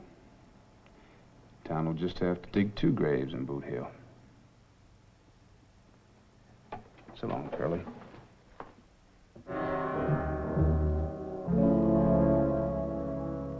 Best bet I've seen in months. And you 2 men just sit there. Haven't you any imagination? Ringo versus Brocious. In a grudge fight with guns. Think of the amusing possibilities. All right, Doc, such as what? Even money, they kill each other. Or 2 to 1 that Ringo kills Brocious, and I'll take that bet the other way. I'll bet 10 to 1 that Ringo dies and Brocious is only wounded, and I'll take that bet the other way also. All right, gentlemen, get up your money. Well, what odds do you give on them not fighting at all? That's a very interesting thought. Very interesting. Doc? Right with you, Wyatt. Now, you 2 sportsmen stay right here. Don't leave.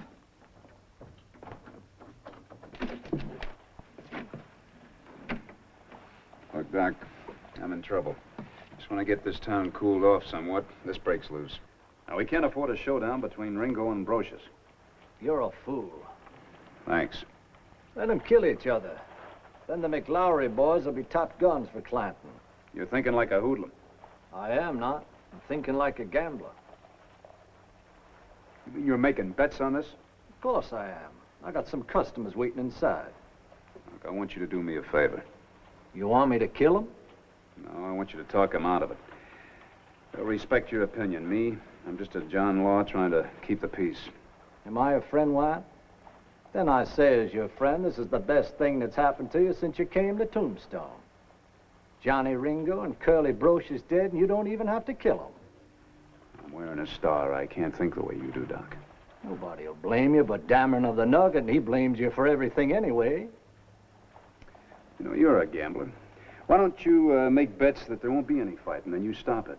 You can get awful long odds that way. Sorry, Deacon. You love your enemies. I want them buried.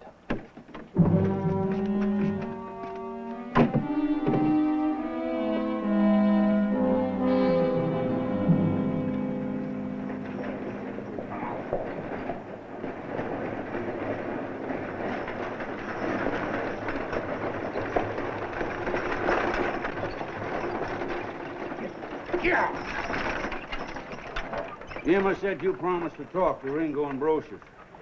I did talk to him. No luck? Then throw him in jail. I don't want this fight to happen. Nothing to arrest him for, Mr. Clanton. They checked their guns. They've created no disturbance. Yet. Where's Johnny being? Well, he ducked out. Figured he would. Jed Spicer in town? Reckon so. Then I'll talk to him. And you come along to back me up. That's what us taxpayers paying you for. All right. I'll see you over there. Yeah, it was over the Alhambra looking. How's he feeling, Irish? He's making up his mind, Joe. Sit at another table, boys, and leave Ringo alone. Bartender, bring us a bottle and some glasses.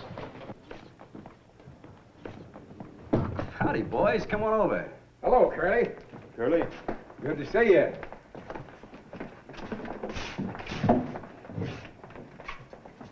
You all the friends I got? Well, some of the bunch taking sides with Johnny. That's their business. Where's Frank and Tom McLaury? They couldn't make it. Tom said him and Frank wish you good luck, though, Curly. They know Ringo. He has funny spells. You know, I saw Ringo shoot Turk Davis because he ordered beer instead of whiskey. That's Ringo for you. Larkin, bring another chair over. We might as well be comfortable while we're waiting. Joe, bring us all a whiskey. Curly ain't going after Ringo. Ringo's got to come after Curly first. Sure. I don't want the old man blaming me for this. This row's dividing my whole outfit. And if Ringo and Brocious go to shooting, there's going to be a big war on Allen Street. And all that Marshal Earp does is talk. How can he arrest them? I'll say they both rustled some of my steers. Could you prove that? You can hold him on suspicion, can't you? No, sir. In fact, I think you've got an awful lot of cheek to bring your troubles into Tombstone. Why, last week you tried to ambush Marshal Earp and Deputy Gibbs. And there's still the killing of that Wells Fargo guard. I see. A taxpayer can't ask a judge and a John Law to do their duty. Well, I'll speak to them around to the nugget. He'll blister your hides for you. You'd think he was a law-abiding citizen. He's got us cornered, and he knows it. Well, sir, I could pick a fight with Johnny Ringo. No. That would just make things worse. You'd have to wound the man or kill him. Yes, sir. Clanton's put us all on trial, Wyatt. People expect us to act with strict legality. Now, couldn't you find some ordinance that Ringo and Curly have broken? I'll try.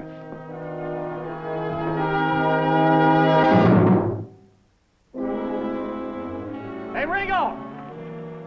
Johnny Ringo! I want to talk to you. Curly wants me to explain something.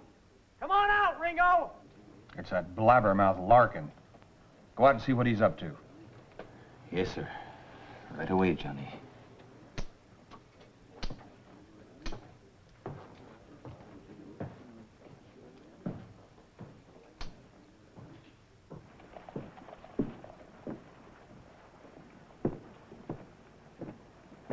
Where's Ringo?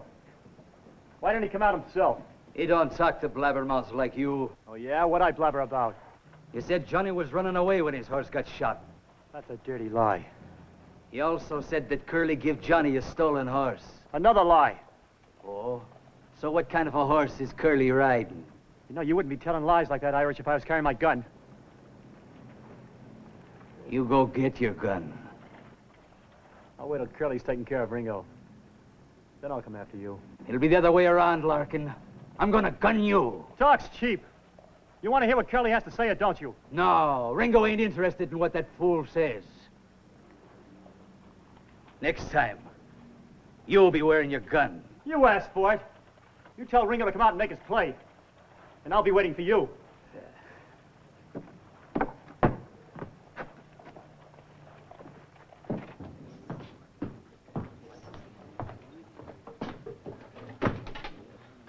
Brocious is waiting at the Alhambra. You'll have to go there after him. All right. Now? In a minute. Get me a drink. Sure, Johnny. Bartender. Whiskey.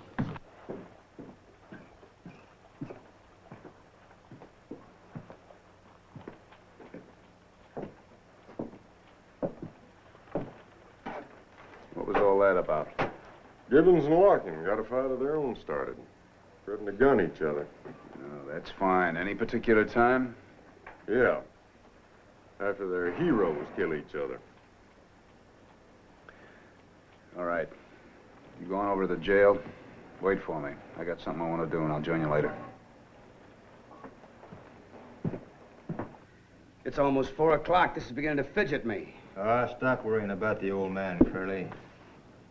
Go over to the birdcage and finish him, Curly. Ringo probably thinks you're scared. Well, he thinks wrong. Curly! Ringo's coming after you. How do you know? That liar in Irish has been talking. Too much and too big. Good. Then it won't be my fault.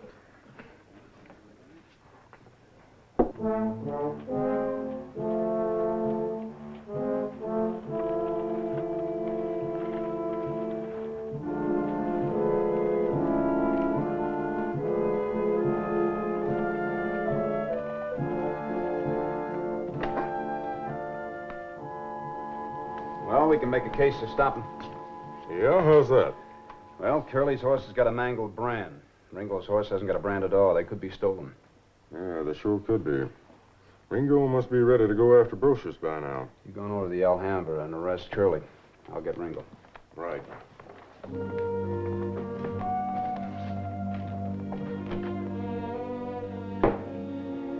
Irish, get my gun. Right away, Johnny.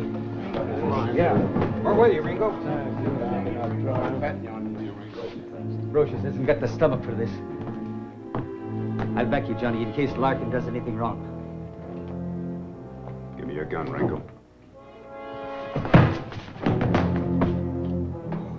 Back up, all of you. Come on, back away.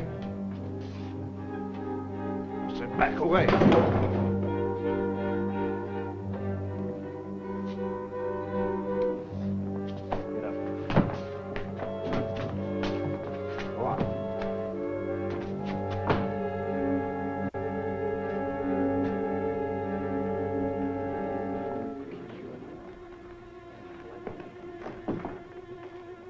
Curly, you're under arrest.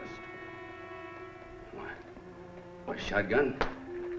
What's the charge? I ain't wearing a gun. Don't none of the rest of you try a fool move. Get over here, Brocious. Get!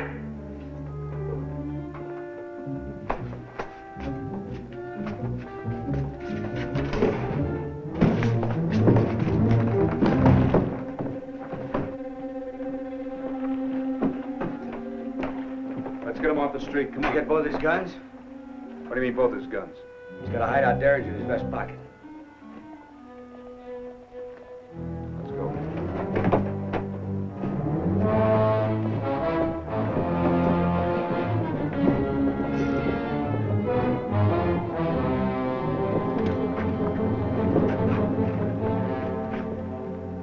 It was all Larkin's fault, Irish. Yeah, he got Ringo thrown into jail by blabbing too loud on the street. And I'll fix Larkin. I told him I would. With your mouth or with that 45? I'm gonna gun him down. Looks like he's after you. He threatened to kill me and called me a liar. I got witnesses. You don't need witnesses. Put on your gun belt.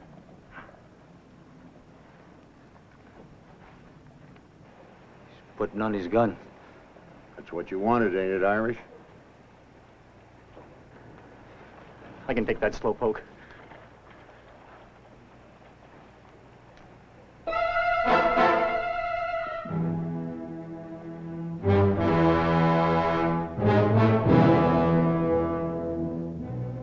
Hurry it up, Larkin!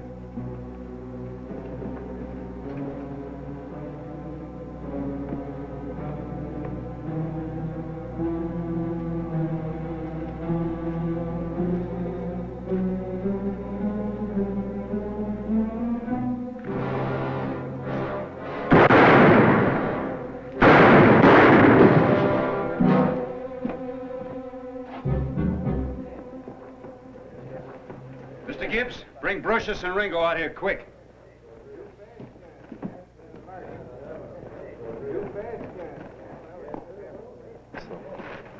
That's Larkin, Marshal.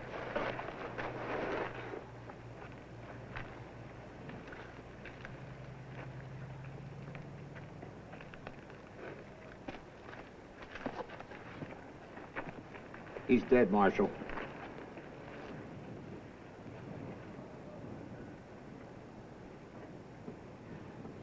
Mr. Gibbs, bring our two heroes over here. Step aside, boys.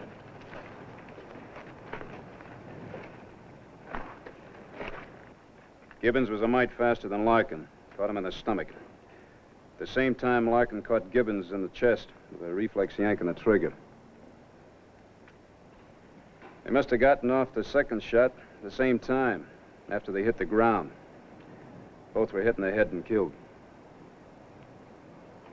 That's all, gentlemen. Let's go, boys. All right, gentlemen, pay up the money on the no-fight bet, 100 to 1. What about the other bets, Doc?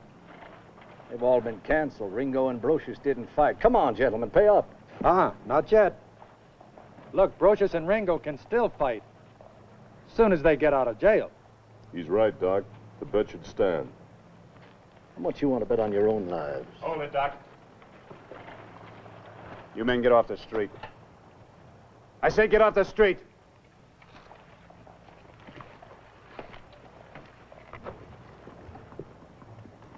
I may need your help. Both sides may start shooting again. Not until you turn Ringo and Brocious loose. I want to thank you, Wyatt, for arresting those two. I made the killing. Will you act serious for a minute? We'll try and get them out of town. Now? is a powder keg. I figure if I can get Brocious and Ringo outside the city limits, Clanton cowboys will go too. You're going to give Ringo and Brocious back their guns? Outside of town. Well, then I'll be very happy to tend to my assistance. I know what you're thinking, and you're wrong. We've had enough gunfighting for one day. Certainly, most certainly.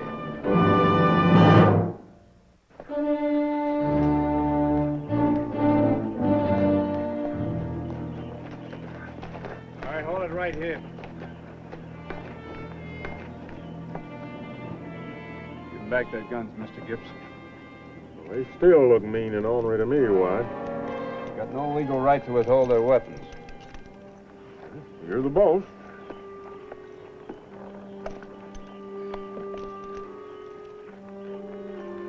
Maybe you ought to get them down off their horses at least, Wyatt.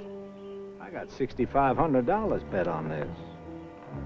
You hear that, Johnny? Doc's betting on our hides. You ain't so smart, Doc. We ain't fighting just to make you rich. Come on, Curly. Sure thing, Johnny.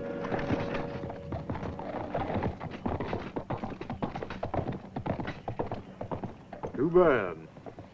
We couldn't have picked a prettier place for him to die. Had a small bet on him myself. Top guns usually live quite a while, Mr. Gibbs. They seldom shoot at their own equals.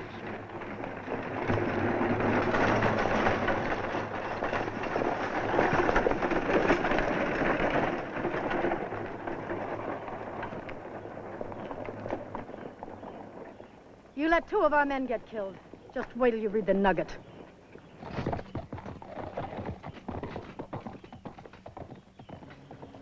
Deacon, you'll live to regret this. I already do.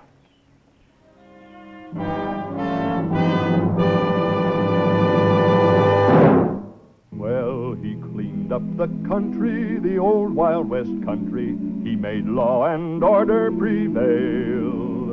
And none can deny it, the legend of Wyatt forever will live on the trail. Oh, Wyatt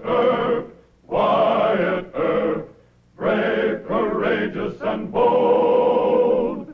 Long live his fame, and long live his glory, and long may his story be told.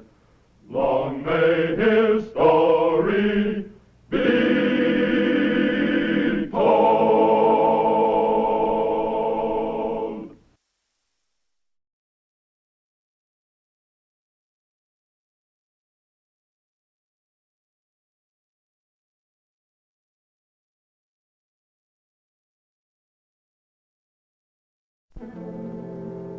No more.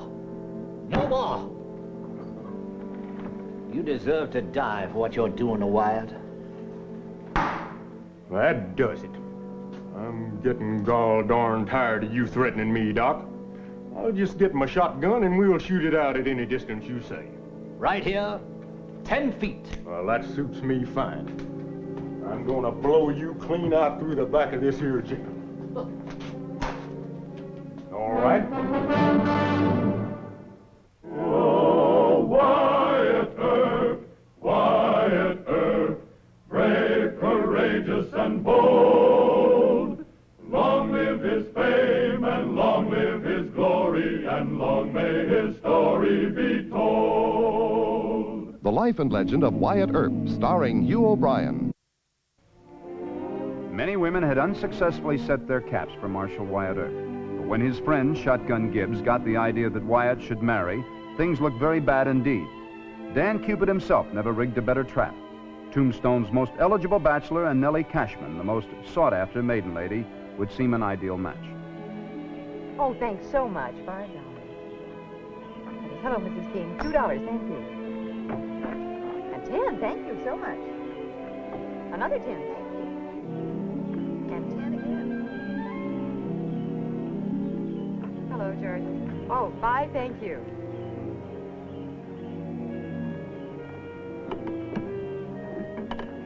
Well, Miss Nellie, almost $600. 600. Wyatt! There, Roscoe, there, kiss it. Oh, bless your heart, where'd you ever get so much money? Well, I collected it from all the gamblers and all the saloon keepers. Well, I tell you how much I love you for doing this, but I have to add up the donations first. That's all right. I have plenty of time. It'll give me something to look forward to. Oh, now go along with you. Well, maybe you and me better have a little talk with that young lady. What do you say?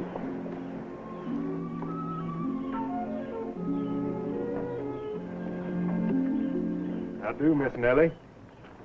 Wonder if I could talk with you a spell. See, Doc, you got the gift of gab. So naturally, I come to you before I go to tackle White. What do you want me to do? Tell you what to say to him? Yeah, the words, smooth and slick-like. That'll sneak up on him and get him to commit himself. You violent, vicious, loathsome, miserable. What are you talking about? You ever had a wife? Well, no, but... You revolt me, Gibbs. You're like a hangman trying to tie the rope for his best friend. You call marrying Miss Nellie being hanged? Slow strangulation. Day by day, week by week. No, you just say that 'cause you and Miss Kate never could get along. It ain't my fault she left you. But I should have had more sense than to come to you for help. For help? Now, you listen to me, Mr. Gibbs. If you involve Wyatt with Nellie Cashman or any other woman, I'll shoot you immediately following the ceremony. Doc, I ain't scared of you. No, I don't think you are, because you lack imagination. And if you can't imagine death, you certainly can't imagine being married. Well, lots of men will live through it. Bachelors call it living. I call it purgatory.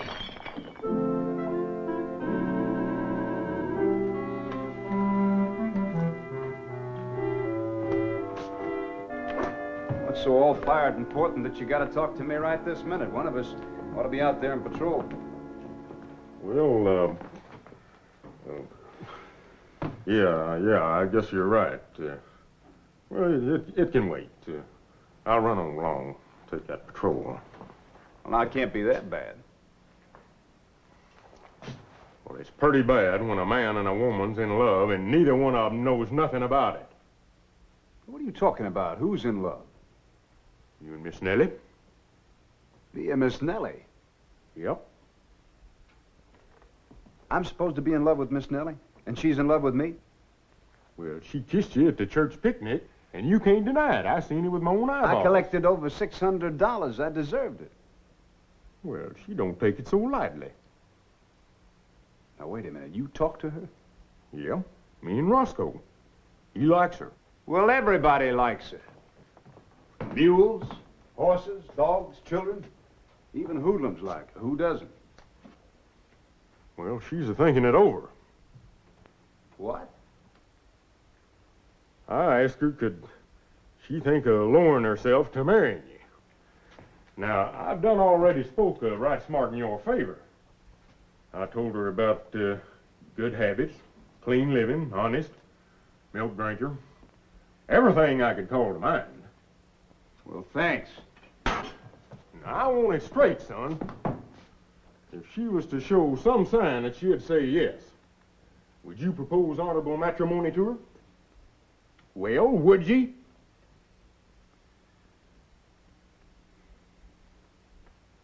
Nellie Cashman.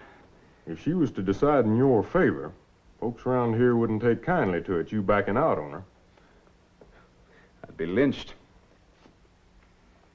Well, I'll think it, I'll give it some serious thought. Thought? Thought? Well, marriage ain't thought. Both of you say the same thing. If folks thought about it, there might not be no more marriages. Let your feelings be your guide, boy. I'm inviting you both over to the Cashman Hotel for supper tonight. For your own good.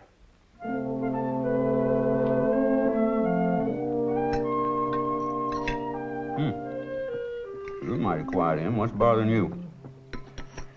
Oh, just something I heard in town today. That herb fixing more trouble for us? No, not exactly. Come on, Emma, tell us. It's about Nellie Cashman. I hear she's sweet on Earp. Wyatt Earp? Oh, no. Just talk. Why, Nellie's got better sense than that. I like Nellie. Nothing to it, ain't tall. Well, that's what they're saying. Who says that? Miss Devlin at the drugstore. She said that Shotgun Gibbs was telling her all about it. Shotgun's Herb's best friend outside of Doc Holliday. Why, there ain't a word of truth in it. And can't you wait until your sister's finished eating before you smoke them things? Why, Nellie wouldn't look twice at that Yankee scum. Herb's not fitting to marry even a no-good saloon girl. By George. If I thought there was any truth in it, I'd stop it right now. But they ain't. Well, it'd be Miss Nellie Cashman's hard luck and not ours.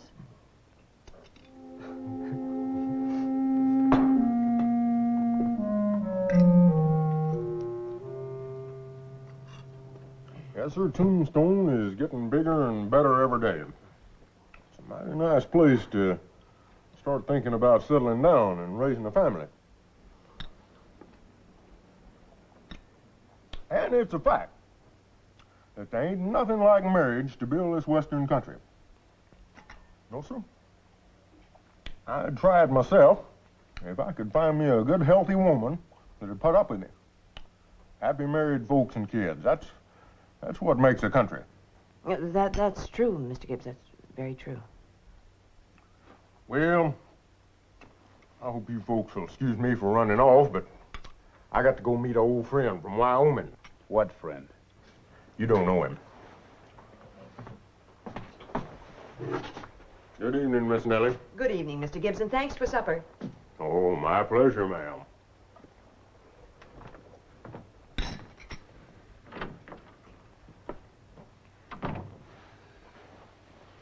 Mr. Gibbs isn't very subtle, is he? No, ma'am, he sure isn't. I hope you won't blame him too much, though. He just kind of gets a notion and hangs on to it, never lets it go. Well, why don't we go out on the porch and talk? What? The porch. Why don't we go out on the porch and talk? Well, all right, I guess it'll be a lot cooler out there. You do look a mite warm.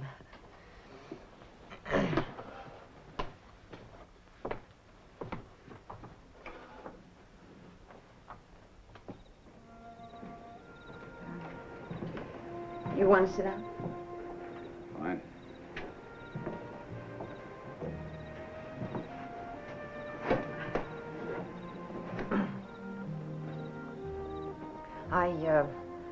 I suppose Mr. Gibbs has talked to you, too, huh?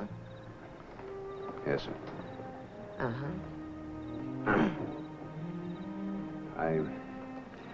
Well, I'm sorry the subject was mentioned. I told Mr. Gibbs that I was lucky enough just to have you as a friend. Oh. I mean, Well, he asked me to think about it, and I did. I thought about it. I asked myself why I hadn't fallen in love with you, Wyatt. If you had some kind of weakness, or if you needed somebody to lean on, I'd really go after you. Miss Nellie, I'm very flattered that you gave it this much thought. What did you think? About this, what we were talking about, what did you think? Oh, well, I thought about how good you are and how kind, unselfish, and that I really don't have much to offer you. Wyatt, I'm afraid you don't know me very well. I've got a temper like a bear cat. And worse still, I like to reform men and, you know, kind of mother them if I can manage it. Well, I'd let you. Is this a proposal, sir? Just toss it in with all your other proposals. I'd be a fool not to put my name on your list.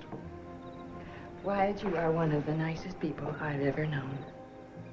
Thank you, ma'am.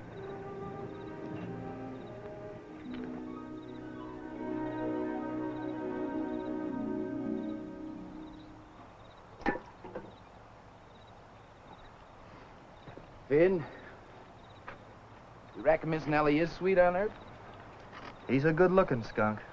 You heard Papa at supper. He ain't in favor of it at all. And he wants Earp out of the way, which gives me an idea. Papa don't think we're man enough to do anything. He's always treating us like a couple of kids. Well, we'll show him. Yeah? How? I'll bet if we hid Miss Nellie out somewhere, we'd have Herb just where we wanted him. He'd come out after her. When he did, we'd kill him dead. Now, how are we going to get her to go anywhere? We don't dare Shanghai her. Then she don't know them 2 saddle tramps Papa just hired. Byers and Morton? And they got sand. Ain't scared of nothing. We'll send them into town for her. I'll get him. Byers, Morton, come out here.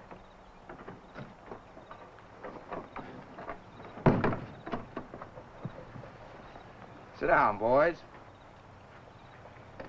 Now, I want you to go into town for us and do us a little favor.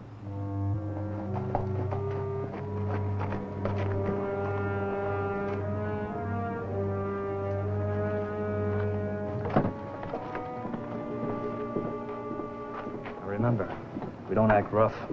Yeah, I heard what they said about Miss Nellie. This town would tear us limb from limb.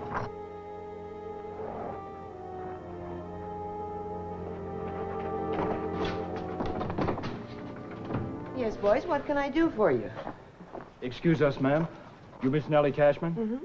Well, our best pal got thrown off his horse. It hurt him bad, ma'am. He can't move his legs. Where is he? We toted him off to a shack. It's right near some mine. What's the name of that mine? Lucky Cuss, the sign said. We wanted to bring him here, but, well, he fainted on us. Oh, he shouldn't be moved. It sounds like it could be a back injury, and if it is, you could damage the spinal cord. Well, he's hurting pretty bad, Miss Cashman. We went by the doctor's office, but they said he was out of town. No, he is. He won't be back for several hours. Look, let me see what I can do. At least we can ease his pain until the doctor gets back. I'll get my case and be right with you.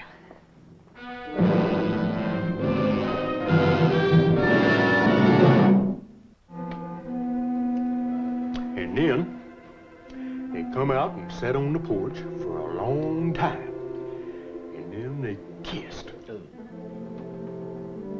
No more. No more. You deserve to die for what you're doing to Wyatt. That does it. I'm getting gall darn tired of you threatening me, Doc. I'll just get my shotgun and we'll shoot it out at any distance you say. Right here, 10 feet. Well, that suits me fine. I'm gonna blow you clean out through the back of this here jail. All right? Quit that. Put that down. Do you hear me, Mr. Gibbs? Put it down.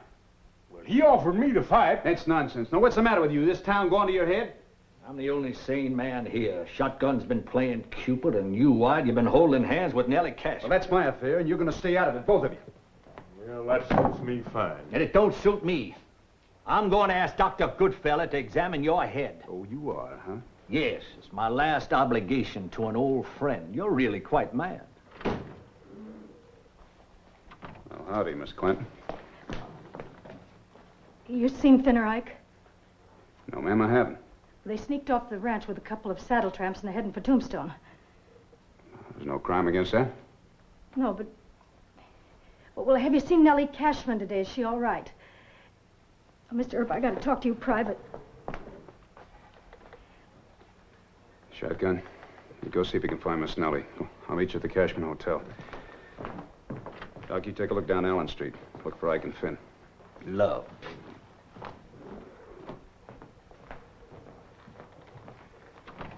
Now, what's this about Miss Nellie? Well, I think they kidnapped her. Kidnapped her? What for? To set you up. We all know you're in love with her. And my brothers have just been itching for a chance to show Papa what big men they are. And just where is your innocent Papa? At the ranch.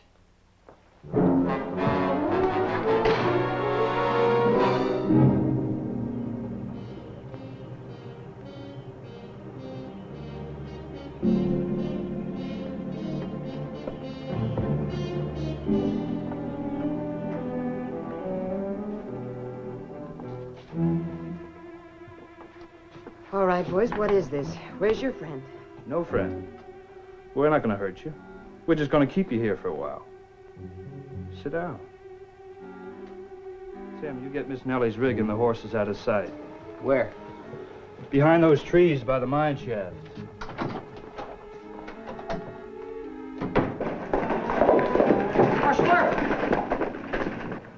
Marshal Earp. Danny, I haven't got time to talk to you right now. But it's important. A man gave me a quarter to tell you that Miss Nellie needs you to come to some mine. What man? What mine? Well, come on, tell me. Well, I can't remember. Hey, what? The tenant in there said Miss Nellie rode out of town with her buggy and 2 cowboys was a-following her. Which way was she heading? Out to the Lucky Cuss mine shack. Yeah, that's it. Yeah, they told her there was a man out there bad hurt. It's an ambush and a clumsy one. You gone over to the jail. Right. Well, thanks, Danny. Sorry if I get upset. Good luck, Marshal.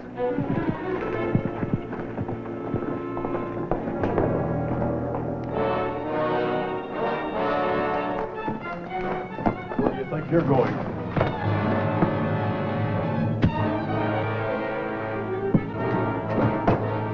Get on your feet.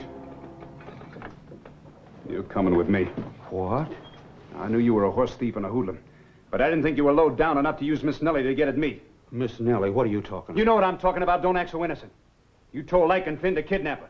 Kidnap who? Why, Miss Nellie's a good friend of mine. I ain't kidnapped her or nobody else. Now, you listen to me, Clanton. She's gone. And I know Ike and Finn don't do anything on their own hook. They take orders from you. Now, move out. You hold on now. You sure my boy's done this? Dead sure. They got her at the Lucky Cuss mine. Don't you ever stop at anything. Miss Nellie comes out here and visits you folks when you're sick. She takes you into her hospital. You sunk below common gratitude. Even a cur dog has that. Now you let me tell you something. I don't know nothing about this. Put your gun away. My boy's done a skunky thing like this, I'll pistol whip them both. We'll find Miss Nellie. They so much as touched her, I'll put bullets in them. I'll save you the trouble. Well, we ain't saving any time jawing at each other. Get going.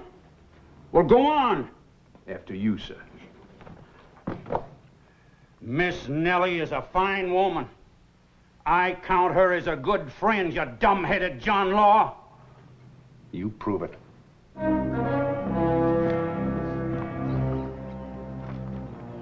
Earp ain't coming, Ike. He'll be along. Maybe that boy couldn't find him right off. If you boys think that Wyatt Earp's going to ride into a trap like this, you've got another thing coming. We know that he likes the bait, ma'am. Not that much. Here they come.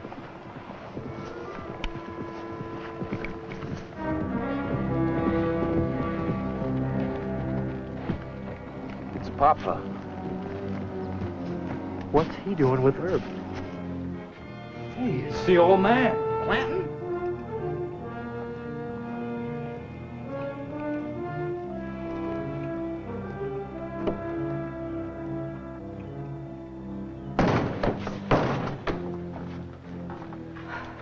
You all right, Miss Nellie? Of course, Wyatt.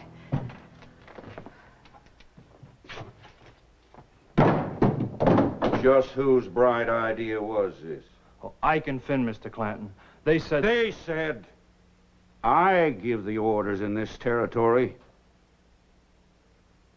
Where they at? We don't know. Well, outside by the brush. Or maybe by the road.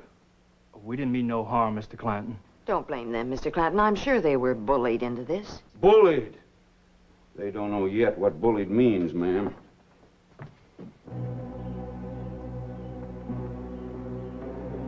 You, Ike! You, Finn! Come out of there!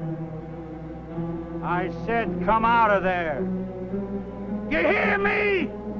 All right, we're coming, Papa. Come on.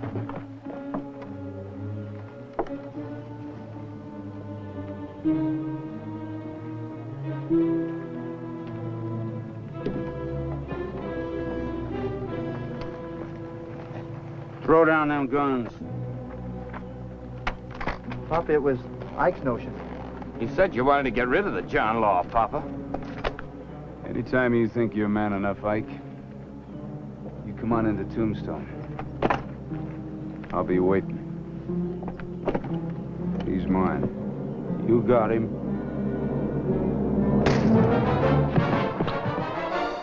Put up your fists. Papa, I don't want to fight you.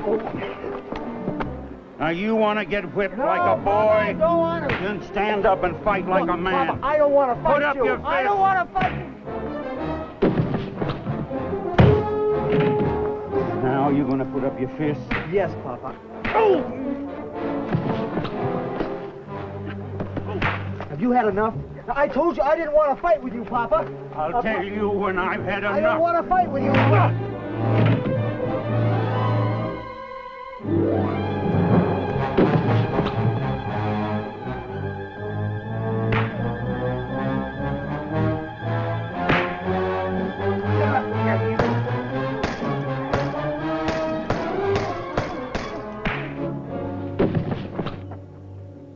Now, you had enough? Come in. You two polecats apologize to Miss Cashman. Go on. I'm sorry, Nellie. No harm meant to you. That's the truth, Miss Nellie. We weren't doing anything. We were just trying to do something for Papa. Well, now, that's better. I don't enjoy being shamed by my own sons, being forced to join up with a Johnny Law. Now, you get your horses and head for home. And you two light out. I don't ever want to see you again. Get! Let us get our guns. I said get. I sure do apologize, Miss Nellie. 'Tweren't none of my doing. I know that, Mr. Clanton. Where'd they hide the buggy? Oh, behind the trees by the shaft. Hold on, Earth. Now, I want to ask you a personal question, Miss Nellie. I want him to hear it. You sweet on this Yankee sidewinder? Mr. Clanton, I'm already married. To my work, gentlemen.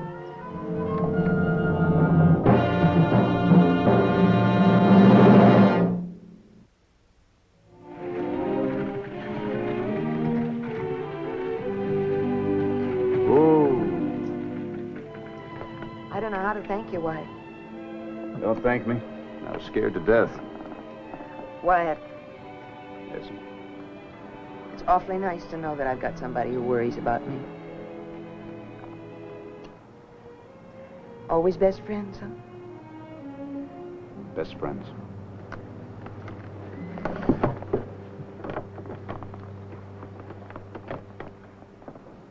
Did you see her kiss him? If old Roscoe was here, well, he'd have a tear in his eye and be braying happy like. True love. Oh, come on now, Doc. Don't it warm your heart just a little bit? Marriage is like a sentence to a private prison. You can be Wyatt's best man. Me, I'd rather walk to the gallows with him. Well, he cleaned up the country, the old Wild West country. He made law and order prevail. And none can deny it, the legend of Wyatt forever will live on the trail. Oh, Wyatt Earp, Wyatt Earp, brave, courageous, and bold. Long live his fame, and long live his glory, and long may his story be told.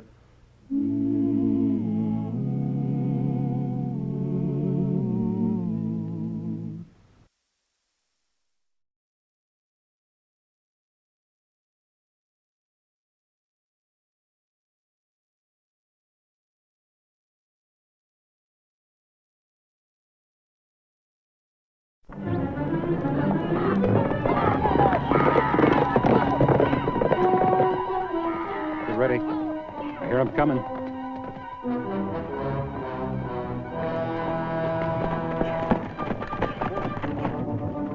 It's the big man with the shotgun. That shotgun won't do him no good. You'll never know what hit him. Oh, Wyatt Earp, Wyatt Earp, brave, courageous, and bold. Long live his fame, and long live his glory, and long may his story be told. The Life and Legend of Wyatt Earp, starring Hugh O'Brien. After several attempts to get rid of Marshal Earp had failed, his political enemies decided to go after Shotgun Gibbs, Wyatt's close friend and right-hand man. By killing Shotgun, the 10% ring hoped to sicken Wyatt of his job and drive him out of Tombstone.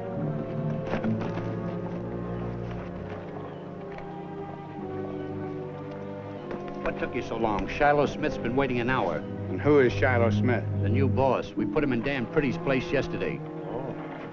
Well, I'll be right in.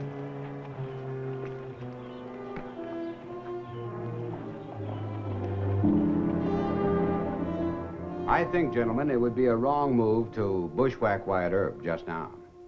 He killed Dan Pretty, didn't he? Made it look like suicide. No, Mr. Smith. Wyatt doesn't do things that way. I suspect Doc Holliday. Then let's get Holliday. No good either, not just now. Why? Well, he has too many hoodlum friends in and around Tombstone. And he's cautious. Too good. All you can say is no, Bean. We've got to settle with Wyatt Earp. He slowed everything down. You talk like Earp's friend. He was in on a Pretty killing. Somebody's got to pay for Dan. Gentlemen, I have an idea if you'll listen. All right, let's have it. Wyatt Earp has a chief deputy called Shotgun Gibbs. He's very fond of him. If something were to happen to Gibbs, Wyatt would feel responsible and get discouraged and leave Tombstone. Might not be a bad move. Gibbs could be trapped, I think. He's a big leather britches from Wyoming and not too bright. How do you propose to go about it? Gibbs is fond of mules. Rides one called Roscoe. I think our best bet is to use 6-mule Marcy to get next to Gibbs. Marcy? Good. 6-mule at bushwhack his own brother for $50. Now, Mr. Smith, you send him into Tombstone, and I'll handle the details, such as selling the idea to Marcy But and make handling... it stick. We want no excuses. Gentlemen, I assure you that... All right. That's enough chatter. Now get on your way. Yes, sir.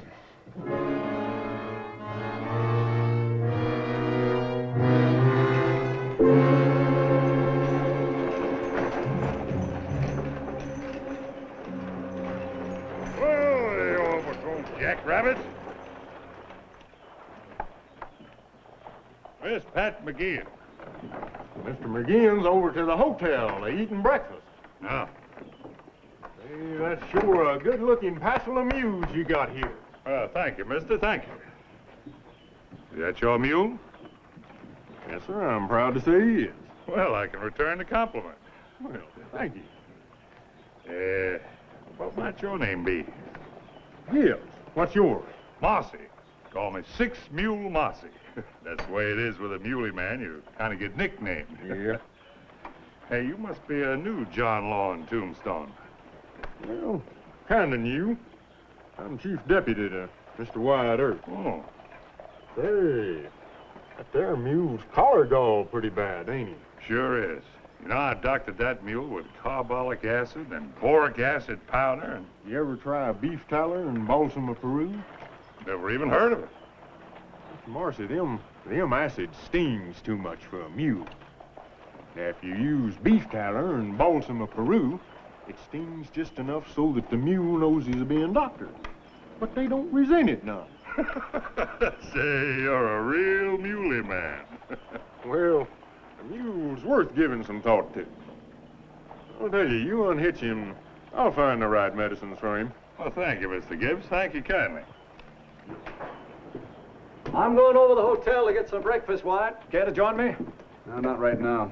You didn't happen to see Shotgun, did you? This hour of the morning, I can't see anything. Why? Well, he had the night patrol and he hasn't checked in yet. He's probably gone over to make Roscoe's breakfast. That's true love, Wyatt. Have you heard about him lately? Who? Roscoe. He's feeling melancholy. Got Shotgun worried. A mule with melancholia? Well, that's possible. Roscoe has no pride of ancestry and no hope of posterity, as they say. I think Roscoe's just off his feed. You know that mule is Shotgun's biggest weakness? On the contrary, Wyatt, I think that Roscoe is Shotgun's strength. Just like that's my strength. I also think that a certain stubborn, muley courage flows from Roscoe into Shotgun. You have it your way. I'm going to go and try and find him. See you later. Right. There now, Willie, how do you feel? Better? Sure you do. Listen, Mr. Marcy, you cut yourself a chamois pad for the top of Willie's collar. Couple of days, he'll be cured all right. By Joe, Shotgun, I'm gonna stand you some drinks. No, there ain't no charge needed. Ain't no charge at all. Good lesson for Roscoe. Mr. Gibbs? Morning, Wyatt. Marshal Earp? Meet Mr. I had Marcy. the honor back in Dodge. That's right. You're 6 Mule Marcy. You forgot something, did you? Forgot? What's that? Forgot to check in from evening patrol. By George, you sure didn't, did I? I was awful worried about my mule. Well, I'll be moseying along. That office still stands, Shotgun. Yeah, I'll be seeing you, Marcy. Bartender, another round for everybody. Let's get a game started, 6 Mule. I ain't thinking about cards. Hey, don't you fellas ever have any horse or mule racing here in Tombstone? Can't race in the mountains. Some of the boys over at Charleston and Galeyville do some racing. Well, that's mighty interesting. Shotgun! Ha, come on over here. Well, stick around, boys. Shotgun may be a John Law, but he's a friend of mine. And what he don't know about mules, nobody knows. Honey, let Mr. Gibbs sit down here. Come on, friend, have a seat. Say, I got that pad for Willie's collar. Tell me, has Roscoe perked up any? No, he ain't. Still awful mournful like. Too bad. You know, I despise to see a mule give up. Oh, you're a fool, Marcy. Mule might balk at a man, but I never heard of one giving up. I had a mare mule named Sadie. She got homesick, just laid down on a trail and died. Oh, Roscoe ain't homesick. He never did care nothing about our old place up in Wyoming, nohow. Say, I got an idea. Can that mule of yours run? Can he run? Why, of course he can run. He's the fastest mule you ever seen. Are you game to put him in a race? A race? Oh, I don't know about that, 6 Mule. He's a feeling some miserable. Well, that's just it. Roscoe wins the race, that might be the cure. You know, build up his self-confidence. Well, I don't know. I've seen your mule travel. I'll back him up against anything you got, Marcy. Oh, I ain't in it for the betting. Why, it's Roscoe I'm thinking of. Now, what do you say, Shotgun? By George, it's worth a try. A real good run might shake up his liver at least. I'll tell you what, I'll put 2 of my best mules in against him. Pretty risky, though. If Roscoe got beat real bad, he might feel worse than he does now. Well, Roscoe ain't gonna get beat. Not a chance. I'm betting 100 on Roscoe. Well, I'll cover that.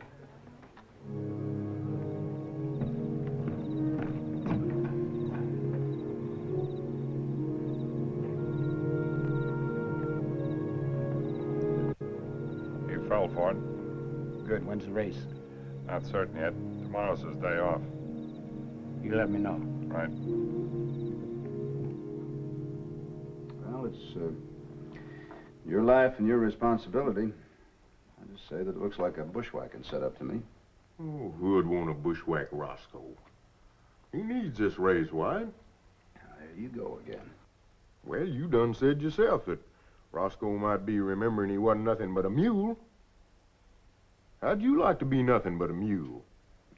Well, sometimes I wish I were. Oh, no, you don't. Life's been dull for Roscoe, just a packing me around on his back. But this race, now that's exciting. Old Roscoe gets out there and stretches them zebra legs and win. I believe he's gonna perk up a bit.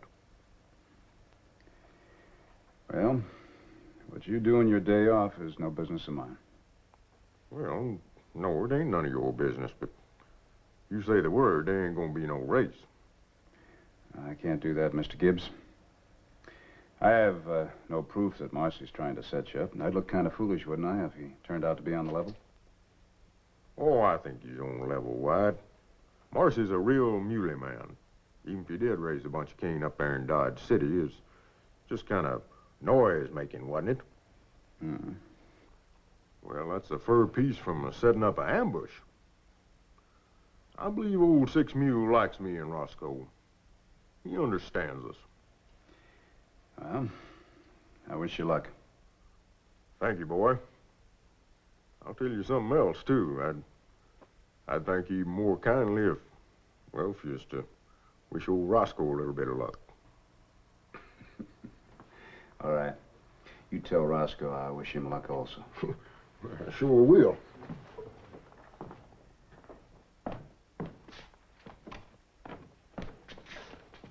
Oh, howdy, Doc. Howdy.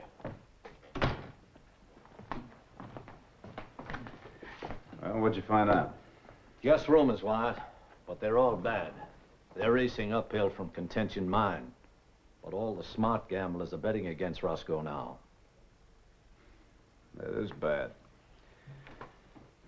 Roscoe, he could even overtake a horse in 5 miles. Everybody in town knows that. You couldn't persuade Shotgun, huh? No.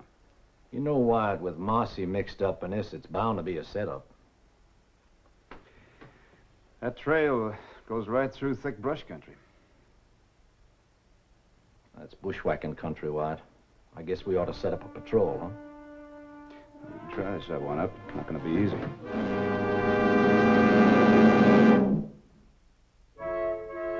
Boys, I've still got $50 on this shaggy mule. Anybody want some of it? All right. I've still got $10. I've got $50 here on this mule. I'll take 10 of that. Laidlaw, I want $10 with you. All right, quiet. Quiet. You see those bandana markers on the course? Any rider who strays off the course or tries to take a shortcut is disqualified. Agreed? What's the idea of his carrying that cannon, Marcy? Better leave the gun. It adds 10 or 12 pounds to it. It's a hefty handicap over 5 miles. There wasn't no rule said I couldn't carry it. I'm a carrying it. Well, it's all right with me. Tote the gun. Nobody said he couldn't. No, if he wants to. All right. Now, any mule that kicks or bites is out of the race. Are you ready? Yeah.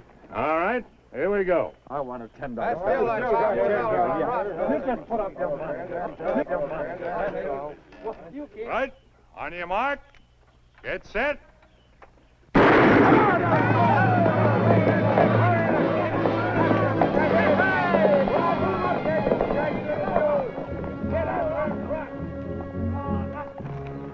That start looked all right, Doc. We'll scout the brush ahead of them up to the 3-mile point. You want to wait for them there? No. When they catch up to us, we'll patrol ahead of them to the finish line. Watch the end near there. If they get there. Come on.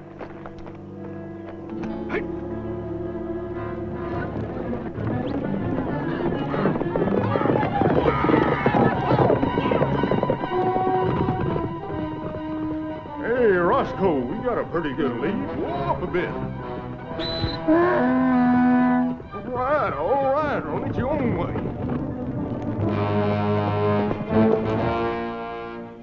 I see dust. They must be getting close.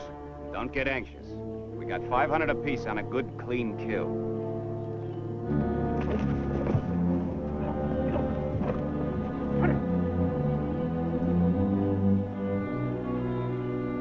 Won't be too long before they get here. You scout that side. I'll take this one.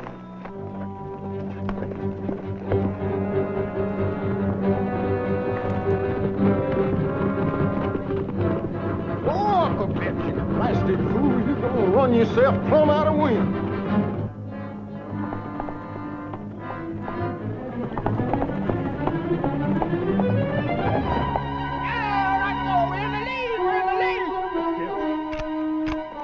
I'll take him now. What the Sam Hill are you stopping for? Come on, let's go. Wait. Hell are you doing? Come on, you. Come on. Now, Roscoe, talk to me. You ain't quit, have you, boy? Oh, come on, you. They're right behind us. Yippee, he's quit. Tough luck, Gibbs. Look at there, Roscoe, you long-haired idiot. Come on out of there. I'll take him now. Come on, Roscoe. Wait. We got a race to win. Let the others get out of sight. Come on, boy. Come on, get on out of there.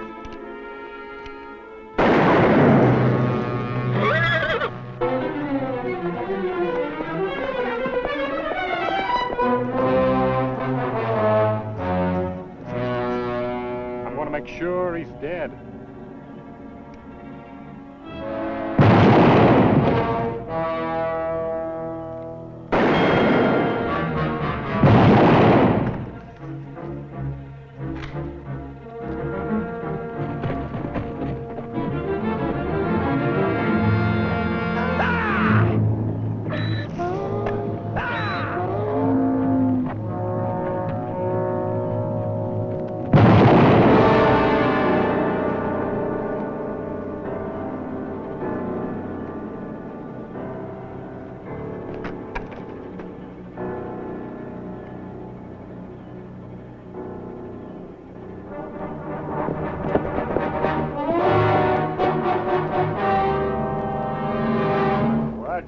Dead up there. Me and Roscoe got to finish this race. Shotgun.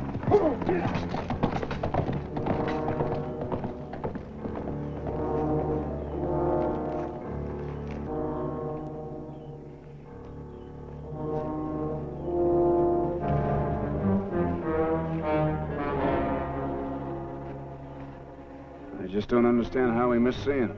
I do. We needed 100 men for this job. Well, he got these two. He probably didn't hire any others. Look, do me a favor, will you? See if you can find their horses, take the bodies back to town. He'll be back in Tombstone before a shotgun is. I'll tell him what he'll do. I know what I'd do. Yeah, so do I. But who would you do it to? Well, Johnny Behan and Mossy. They had some bets down that Shotgun wouldn't finish the race. When he finds out, and he will, he'll kill them both, unless you're fool enough to try and stop him. Thanks. No use killing ourselves now. That big galoot's out of it. You sure they bushwhacked You heard them 2 shots, didn't you? Well, somebody's wrong. Look who's coming. Come on, Roscoe!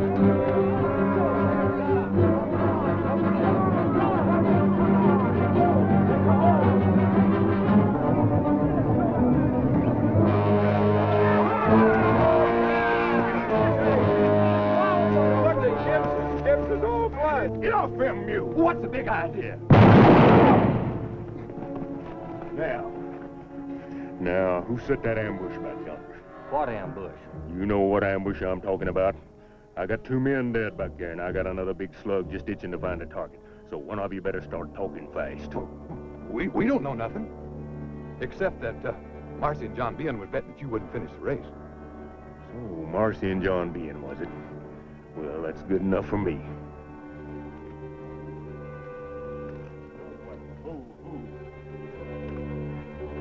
Come on! Get out! Come on! Go up there, Marcy!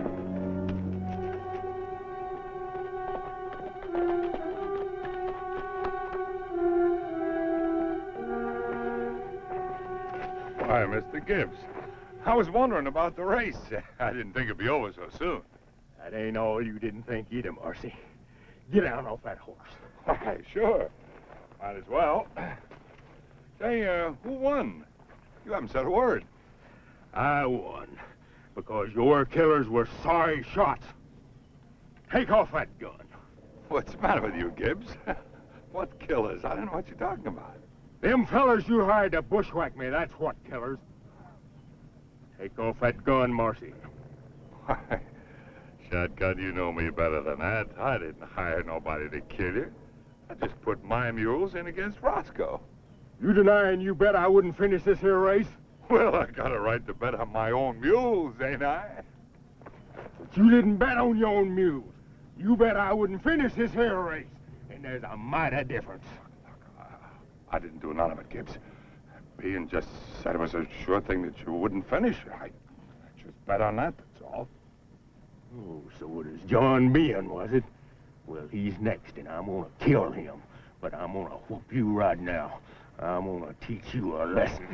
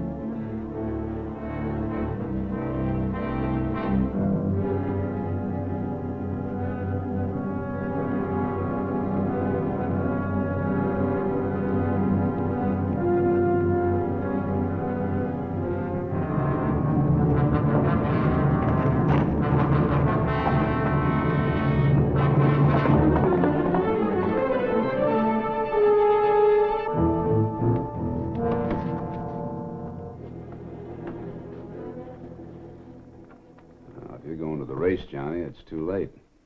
Oh, is the race over? Who won? Don't you know? No. I don't know. I'm sorry if it didn't turn out to your liking. Well, it turned out fine. Yeah, just fine. Don't you waste your sympathy on me. You save it for yourself. For myself? Mm-hmm. You're in a lot of trouble, Johnny. What are you getting at? Your bushwhack didn't work. Mr. Gibbs is still alive, but 2 other men are dead. And if Marcy isn't gone before Mr. Gibbs finds him, he's going to be dead, too. What's that got to do with me? Oh, just that this job was real important to the ring. You know, Johnny, there's one thing about dirty politics. There's just no excuse when a man fails to do the job he's supposed to do. I don't know what you mean. I had no job to do. Well, then you got nothing to worry about, have you, Sheriff? Nothing at all.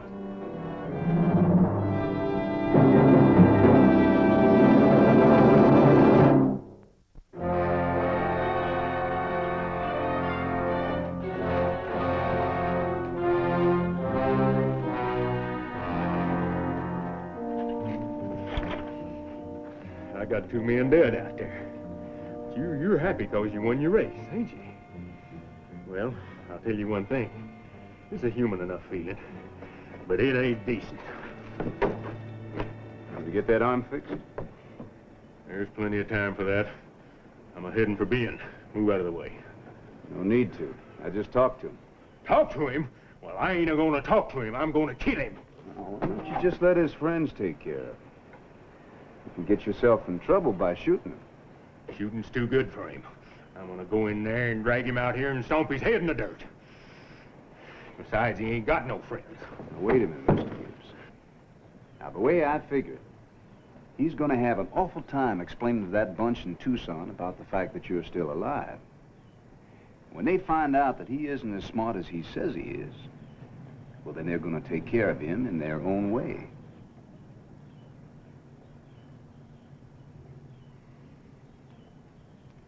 Wyatt, you know, you're a sure enough genius. Sometimes. Well, Roscoe, boy, it looks like we both done won something today. I'm gonna get you an apple right now. Mr. Gibbs, don't you ever learn. Now, you get that arm fixed first. And you can stuff Roscoe with apples as far as I'm concerned. Why, you ain't got no regard for my mule at all.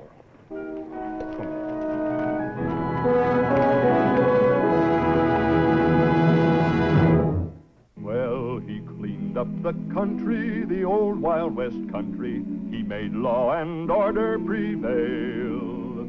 And none can deny it, the legend of Wyatt forever will live on the trail. Oh, Wyatt Earp, brave, courageous, and bold. Long live his fame, and long live his glory, and long may his story be told.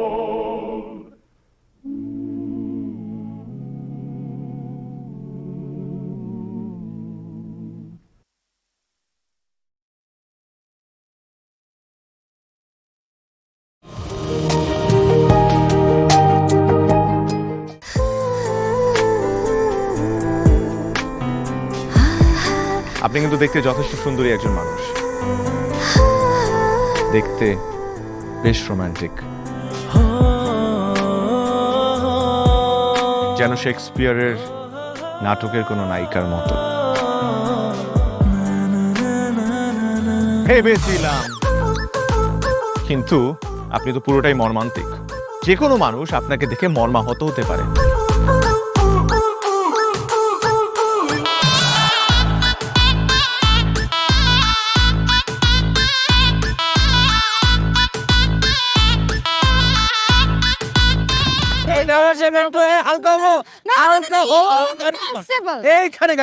আমার হালকা হতে 1 মাস সময় লেগেছে। আপনার 1 মাস সময় লাগে? আমার হালকা হতে তো 1 মিনিট লাগে।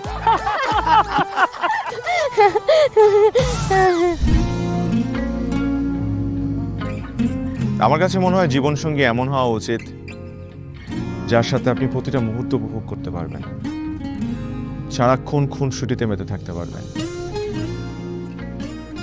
এবং তার মনে এমনভাবে বসবাস করবেন যে আপনার দিকে সে একটাবার তাকালেই বলে দিতে পারবে যে তার বেঁচে থাকার কারণই আপনি।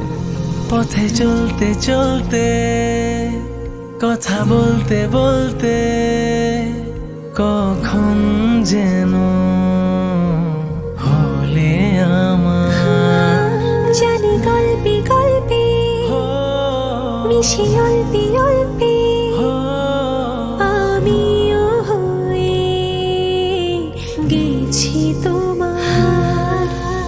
ছোট ছোট ভুল ফুটে হলো ফুল যে তোমাকে পেলাম, গুটি গুটি পায়ে স্বপ্নের নাই আমি ভেসে গেলাম। আপনি কি মনে করেছেন একজন মানুষ আমার জীবন থেকে চলে গিয়েছে এবং আপনি সেই সুযোগটা কাজে লাগিয়ে আপনার ফিলিংসগুলো আমার কাছে এক্সপ্রেস করবেন আর আমি সেটা হ্যাপিলি অ্যাকসেপ্ট করে নিব? এই হচ্ছে আপনার বন্ধুত্বের নমুনা? রোদের পাখি তোর শহরে, আমার মনের স্বপ্ন ঘিরে, ওরে পাখি ওরে সারাক্ষণ, তোর শহরে বৃষ্টি হলে ভিজে আমার মন।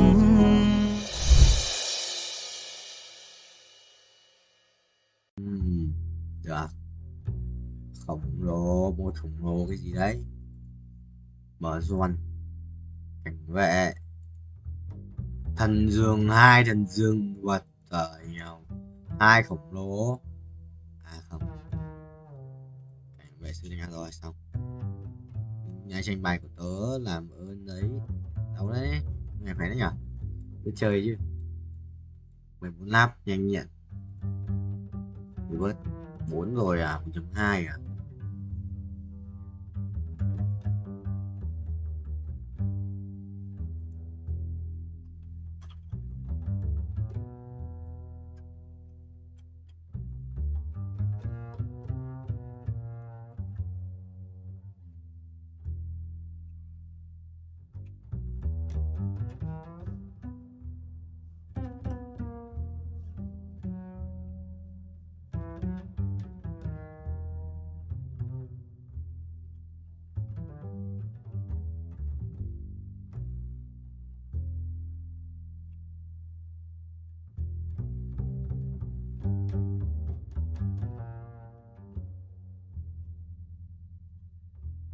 Dương ơi, đây chuyển chuột tội, thú thượng với cả giáp máu ánh sáng, cái nào ánh sáng ngon hơn?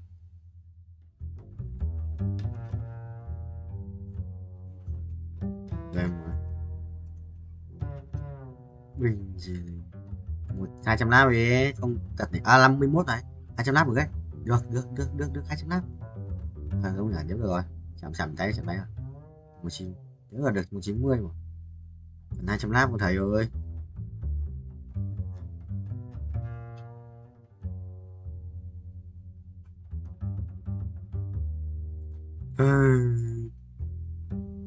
Bớt chẳng đủ 80 củ bớt lần nữa ăn đét vậy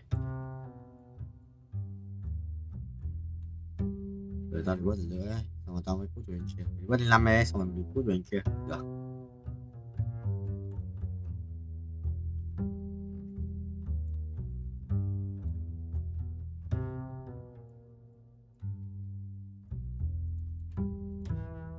mình chia lên nhà đã chia ra bình rồi xong lên 9 đã chia xong rồi lên 9 xong rồi lên 9 thì mình được xét và là bình full form rồi form này có nhắc được cái gì đâu what chứ sao không nhắc được hắc ám kìa nhắc được tử thần hắc ám chỉ có June thôi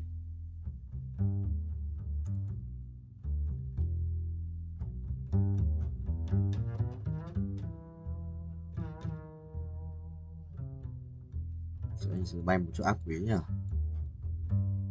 mèo mèo mèo mèo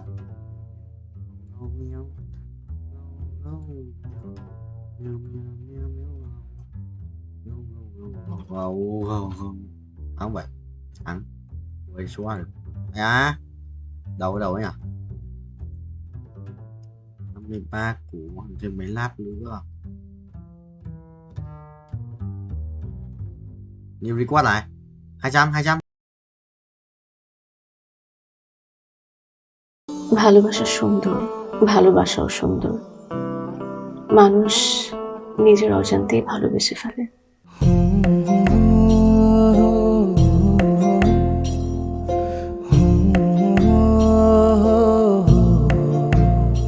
আমার মনে হয় কি জানেন, আপনার মতো জানাশোনা কাউকে না আমার বিয়ে করা উচিত। এটা কি উপলক্ষে? ম্যাডাম, ফুলটা গ্রহণ করুন, তারপরে বলতেছি। ভোটার আইডি কার্ডে যার স্বাক্ষরের জায়গায় টিপসই দেয়, এখানে কেউ ডাক্তার। এই দুইজনের মধ্যে যে আগে ম্যাডামের মন জয় করতে পারবে, ম্যাডাম তার। একদিন না দেখলে তোমায় বন্ধু আন্ধার লাগে সব, তোমার এই প্রেমে এমনই টান। রুগীদের তো ডক্টরের কাছে আসলে ব্যথা কমে যায়, আপনি তো উল্টো বলবেন।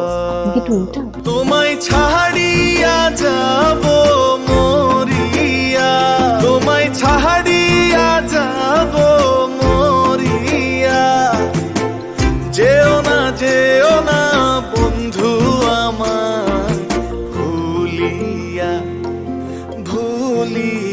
আমার মনে হয় আমার সমস্যা কপালে। ম্যাডাম আমার কপালে নেই, আমার কপালে আছে দাগ।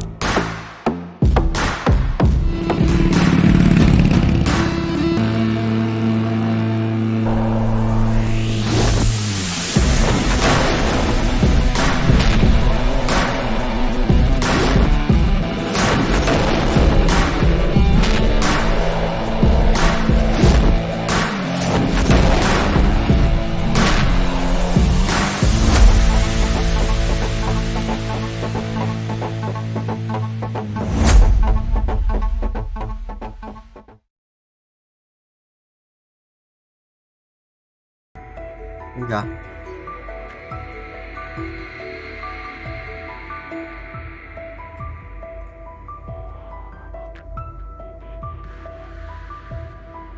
Cái múc lửa từ đó giờ anh hay vậy, anh hay như điên mà chịu trốn.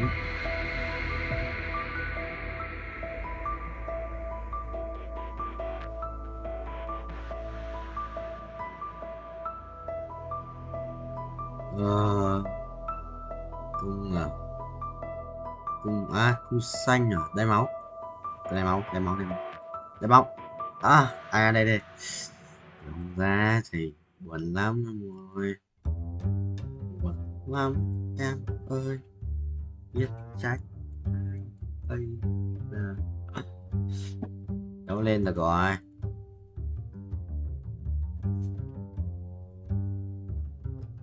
Qua 18 mẫu 200 nữa. Thiếu từ 68 tiền cơ, mới có 53 tiền. Chưa đủ.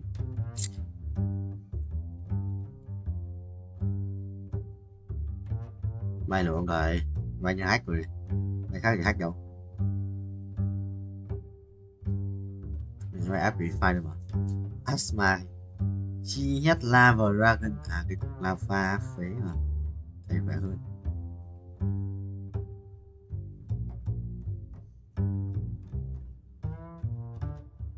Bữa nay đánh oan của nó còn chết cơ. Thằng thì top 1. Bạn cao thằng top 1 vậy. Thắng top 1 này. Nếu sao thắng là thằng top 1 rồi. Phải thắng không vậy?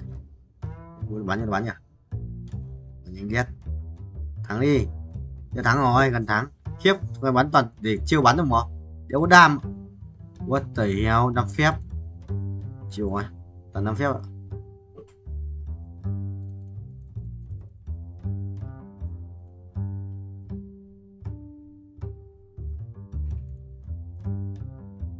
Ra gì à? Ra sẽ khó đáp của bù làm mao đấy.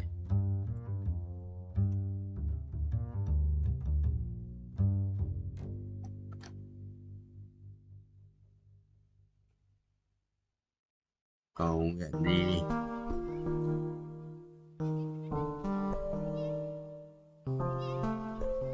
Thằng cũng không anh nhỉ mà. Nhớ hôm nay chắc quanh rồi. Lạc bạn cũng đừng có gọi. À, thằng kia rồi, mày máu sống không vậy? Sống phải ra ria đi. Đéo ra ria thua đấy. Mày đánh thằng rừng đâu? À, đánh thằng sĩ vậy. Đánh sĩ của tao vậy. Hay rồi, hay rồi, hay. Hay, xét mấy nữa là hay. Xét mấy nữa là hay. Đấy rồi, mày. Mày. Nếu được rồi, không hay rồi, không hay. Không thua. Không thắng. তোমাকে 15 লাখ টাকাই দিতে হবে। তুমি যদি দিতে না পারো তোমার বাবাকে কল দাও। তোমার যত জমি জিরাত বাড়িতে যা যা আছে এগুলো বেচা হইলেও তোমরা আমাদের টাকা পাই পাই করে শোধ করবা।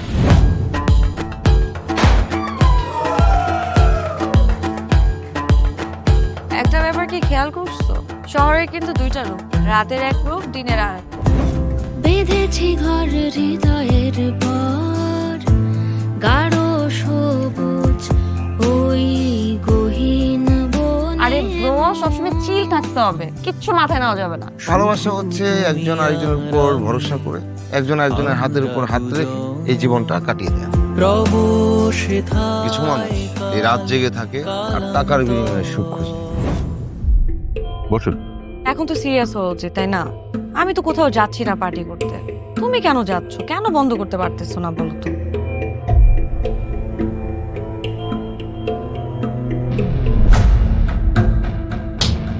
কার যে কোথায় সুখ সেটা তার প্রিয় মানুষটাও কখনো জানতে পারে না। পাশাপাশি তবু যাচ্ছি বিপরীতে, কাছাকাছি তবু যাচ্ছি বহু দূরে। Hi, you look good. Thank you.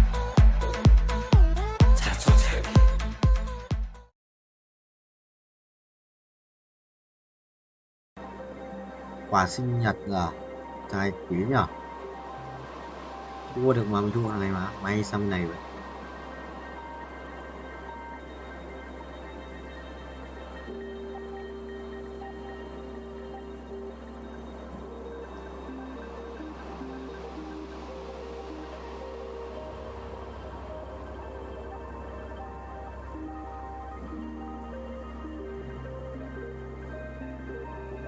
Ok, đấy, lại về đây đã tự di chuyển, đã thầy di chuyển, đã thầy chỉnh hai bên là xong. Bình không phải, Bình không phải, Bình không thầy ơi, Bình không thầy ơi, Bình không thầy ơi, Bình không thầy ơi, Bình, ai á, chôn tao.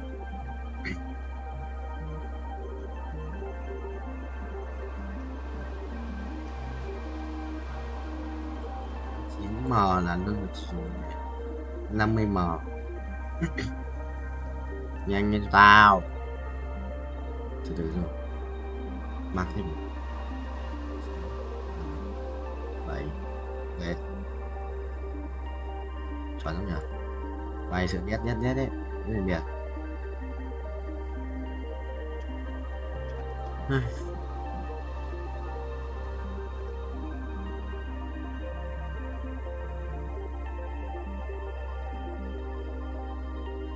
Dậy đi. Hay à, mảnh rất nhiều mảnh nha, rất nhiều mảnh này. Cung luôn mà, thôi xin cái mảnh lấy đồ chỗ ăn vậy. Thêm cái giáp máu nữa. Kiếp, mấy cái mảnh cũng hết sạch mà. Anh lấy mảnh còn lại.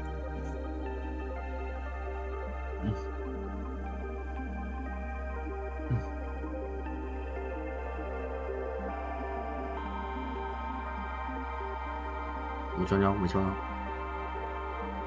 Mày cho anh không? Đừng chết nữa. Thằng Vũ đang nằm mà Dương. Chết. Tài. Mày không bay nhanh mà cái kia bây giờ có quỷ quá.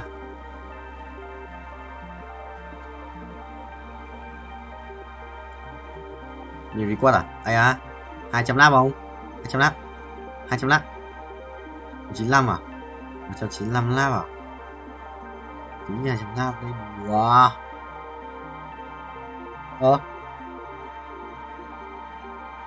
À đúng rồi. Nhầm.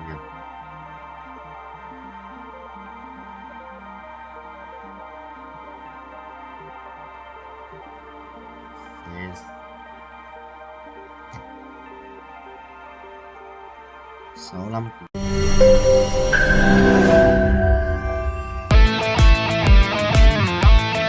দরকার পড়লে একটা রিকশাওয়ালাকে বিয়ে করবো, তারপরে তোকে বিয়ে করতে তুমি যদি মরে যাও আমি তোমাকেই বিয়ে করব। দেখো দেখো বিয়ে এত সোজা আমার 5টা কন্ডিশন। কয়টা? 5টা। আমি CID Safayet রমরাজন।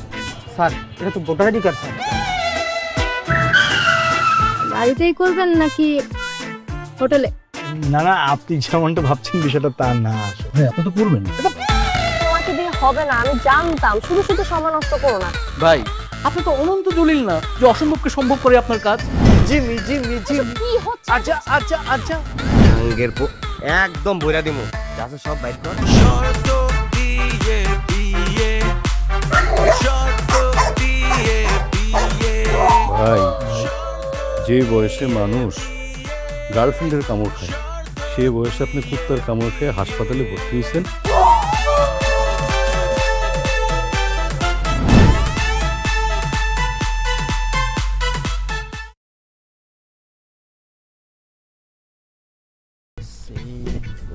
U linh gì? Bật lên. Thêm một định mệnh nữa Binh ấy. Tôi nhờ thằng này đi mày xong đâu rồi sao? Nó chấm. Như thế nên thầy chỉnh thầy xóa gì? Thôi đi, đừng có ai bận tâm. Rồi 26 lap với 86 năng lượng, 86 triệu năng lượng. Nào. Tại cắm đông rất nhiều quá ấy. Hy vọng. Rồi đi. Uầy, cũng năng lượng vàng hả? Thôi tự tôi bước đi. Có cũng năng vàng ấy. Đinh vậy. 90 rồi. Tím mà. Uầy, mấy điểm tím nhỉ? Sao tự nhiên ra mình đấu năng lượng tím nhỉ?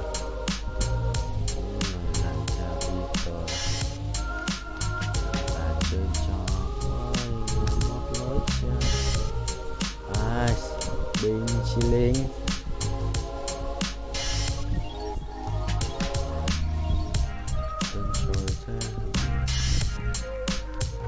Ô thua nhà này. Thua nguyên nhà. What the hell? Chôn đầu. What the fast? What the fast luôn đấy. Hồi chấm.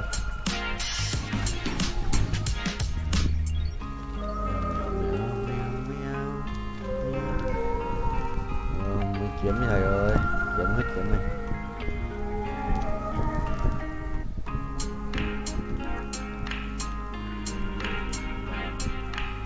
Ảo nhỉ? Được chứ. Đã khuya rồi mà sao anh vẫn nhắc? Khuya rồi. Anh chưa ngồi với anh. Đã khuya rồi.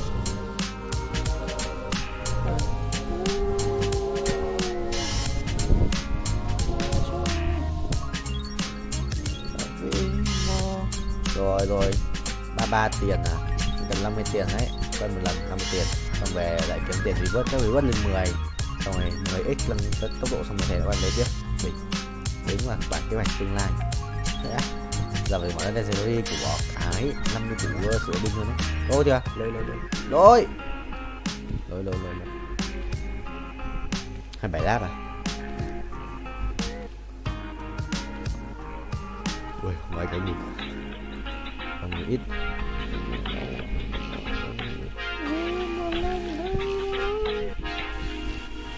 Quả này sao yếu nhỉ? Tôi đánh nhau quá một chi nổ này. Cái điểm gì?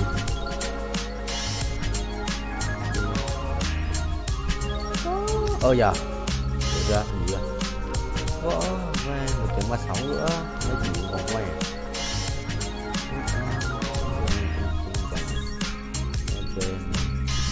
Rồi, let's go boy. Làm việc của mình đi, thằng trai. khuya rồi.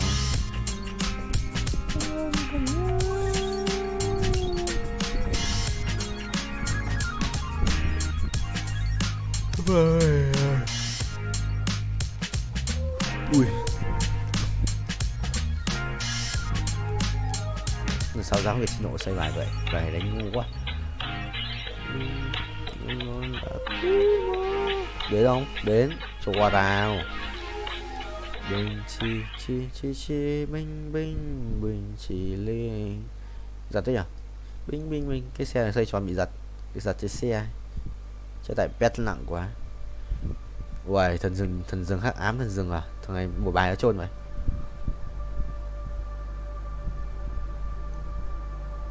Sao đánh cái gì đấy? Đánh U Linh cái gì sử hiền giá này. Ra hắc ám thần rừng đánh U Linh hiền giá. Hay. Nice boy. Nice boy không? Nice boy nước rửa tay. Vệ sinh khử khuẩn hàng đầu số 1 Việt Nam. Power reset in 1 minute and 50. Yes, 50. Tốt.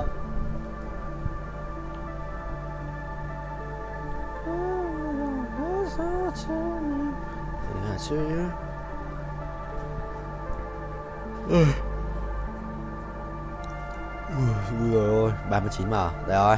Ngày 10 mà nữa. Thần tài đến.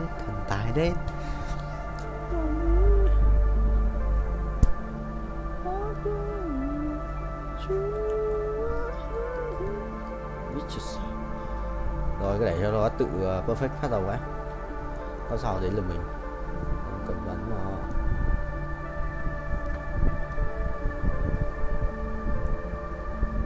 There you go. I'm here. I'm choices. Làm là không nhân nhở. Có thể không?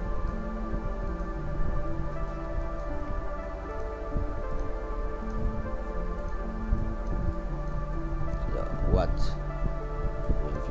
Fast.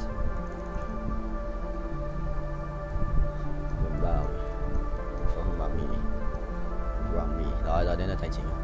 Thank you for waiting. Thanks for waiting. Ok, đây rồi. Sự vừa chính nhỉ. Thằng nhìn chiêu vậy. Mệt mỗi thời à. Thằng chiêu. Perfect. Hai lần này. 20%. 30% nhé. Lệch. Lỗi thầy. 3 lần. 30%. 40 lần 40%. 40%. Perfect. Cộng bao nhiêu đây? 50%. Bình. Làm gái xin tươi. Rồi phải nhận năng lượng này. Rồi năng lượng vàng này, bình. Nó cái 80 ấy, anh cho bình. Thua hoài vậy. 74 máu rồi. Ô, lõi đâu? Đéo hiểu Azit ạ.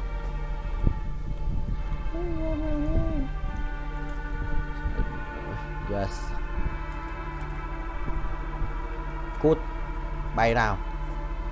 Quả đầu tiên thì cứ tự động bay thôi em ơi. Còn đâu còn lại là đây thầy chỉnh. Bình chia lên. Thử tốc độ ấy. Thằng kia không bay à? Bay đi cháu. Bơi theo cái đít của thầy đi. Please I'm new. Good pet please. Phải chưa? Thằng lọ bù là mau hay xin gì vậy? Tên là gamer xin. Vì bớt 4 lần, game 41. Chung người mới chơi thật.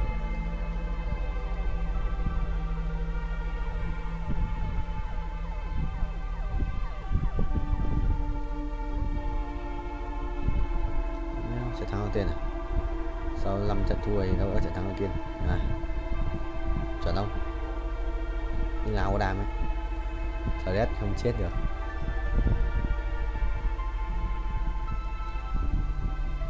Thắng, mày đi. Trận thắng đầu tiên. Binh trời ơi, từ phải binh nhé. Với cộng 50% này chắc là nhót được 10%. Đâu được.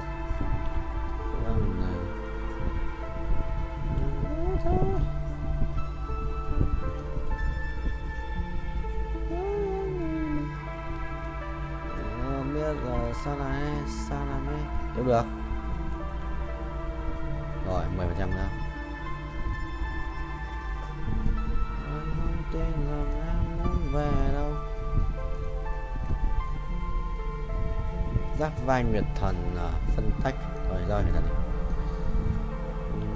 Rồi như chèo thuyền không bằng ấy, lái xe như chèo thuyền không bằng. Đi đi.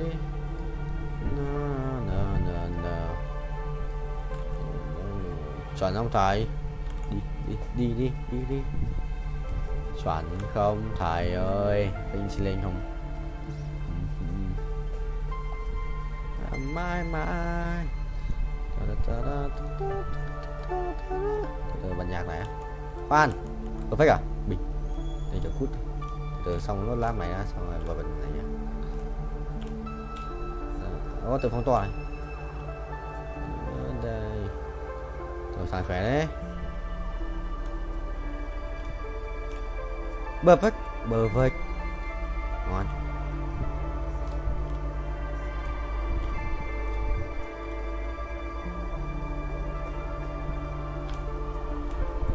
Lát kìa.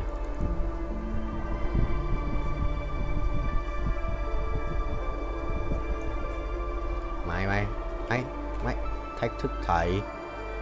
Vua cân bằng. Mày vua cân bằng. Quỷ cân bằng. Quỷ không được quả thằng em được cái chôn nào.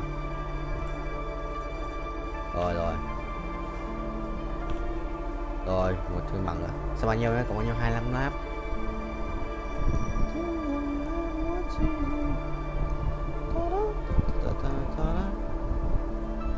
Bao nhiêu cơ? Sao không? Từ từ thay bộ cái này.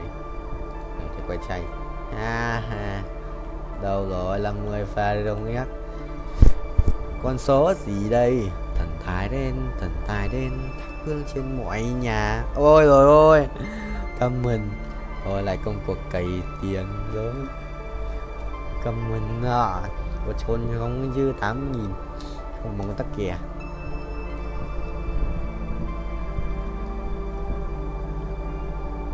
Chen left à? Ôi không được á. Tí tẹo.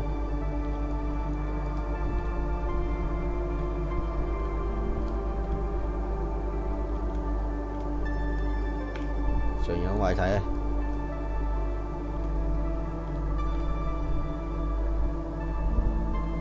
Chịu ơi, thua hết này, loanh nữa đâu. Đéo nói nữa, đéo đánh rồi. Trôn nó luôn, trôn vãi thằng gì à? Trôn nó lìn, giống nào cũng trôn. Mày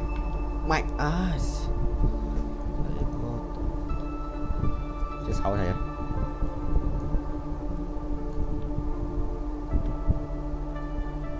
Chỉnh đâu vậy? Rồi ăn. Nếu ăn ạ. Chôn tao. Không được perfect. Không lên đỉnh à? Chôn vậy.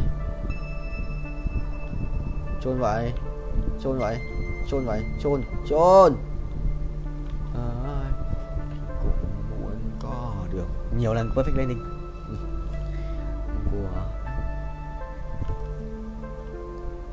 còn đâu tâm nhà thêm năng lượng đi. Thực giờ yếu ấy.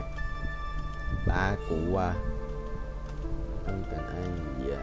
Nếu không cần anh dạ. Nếu không cần anh ta la go béo. Go béo. Go béo. Tấm giáp mà đéo gì đâu. Chữa thêm. Ây trời ơi. Ở chấm. Nè, đâu rồi.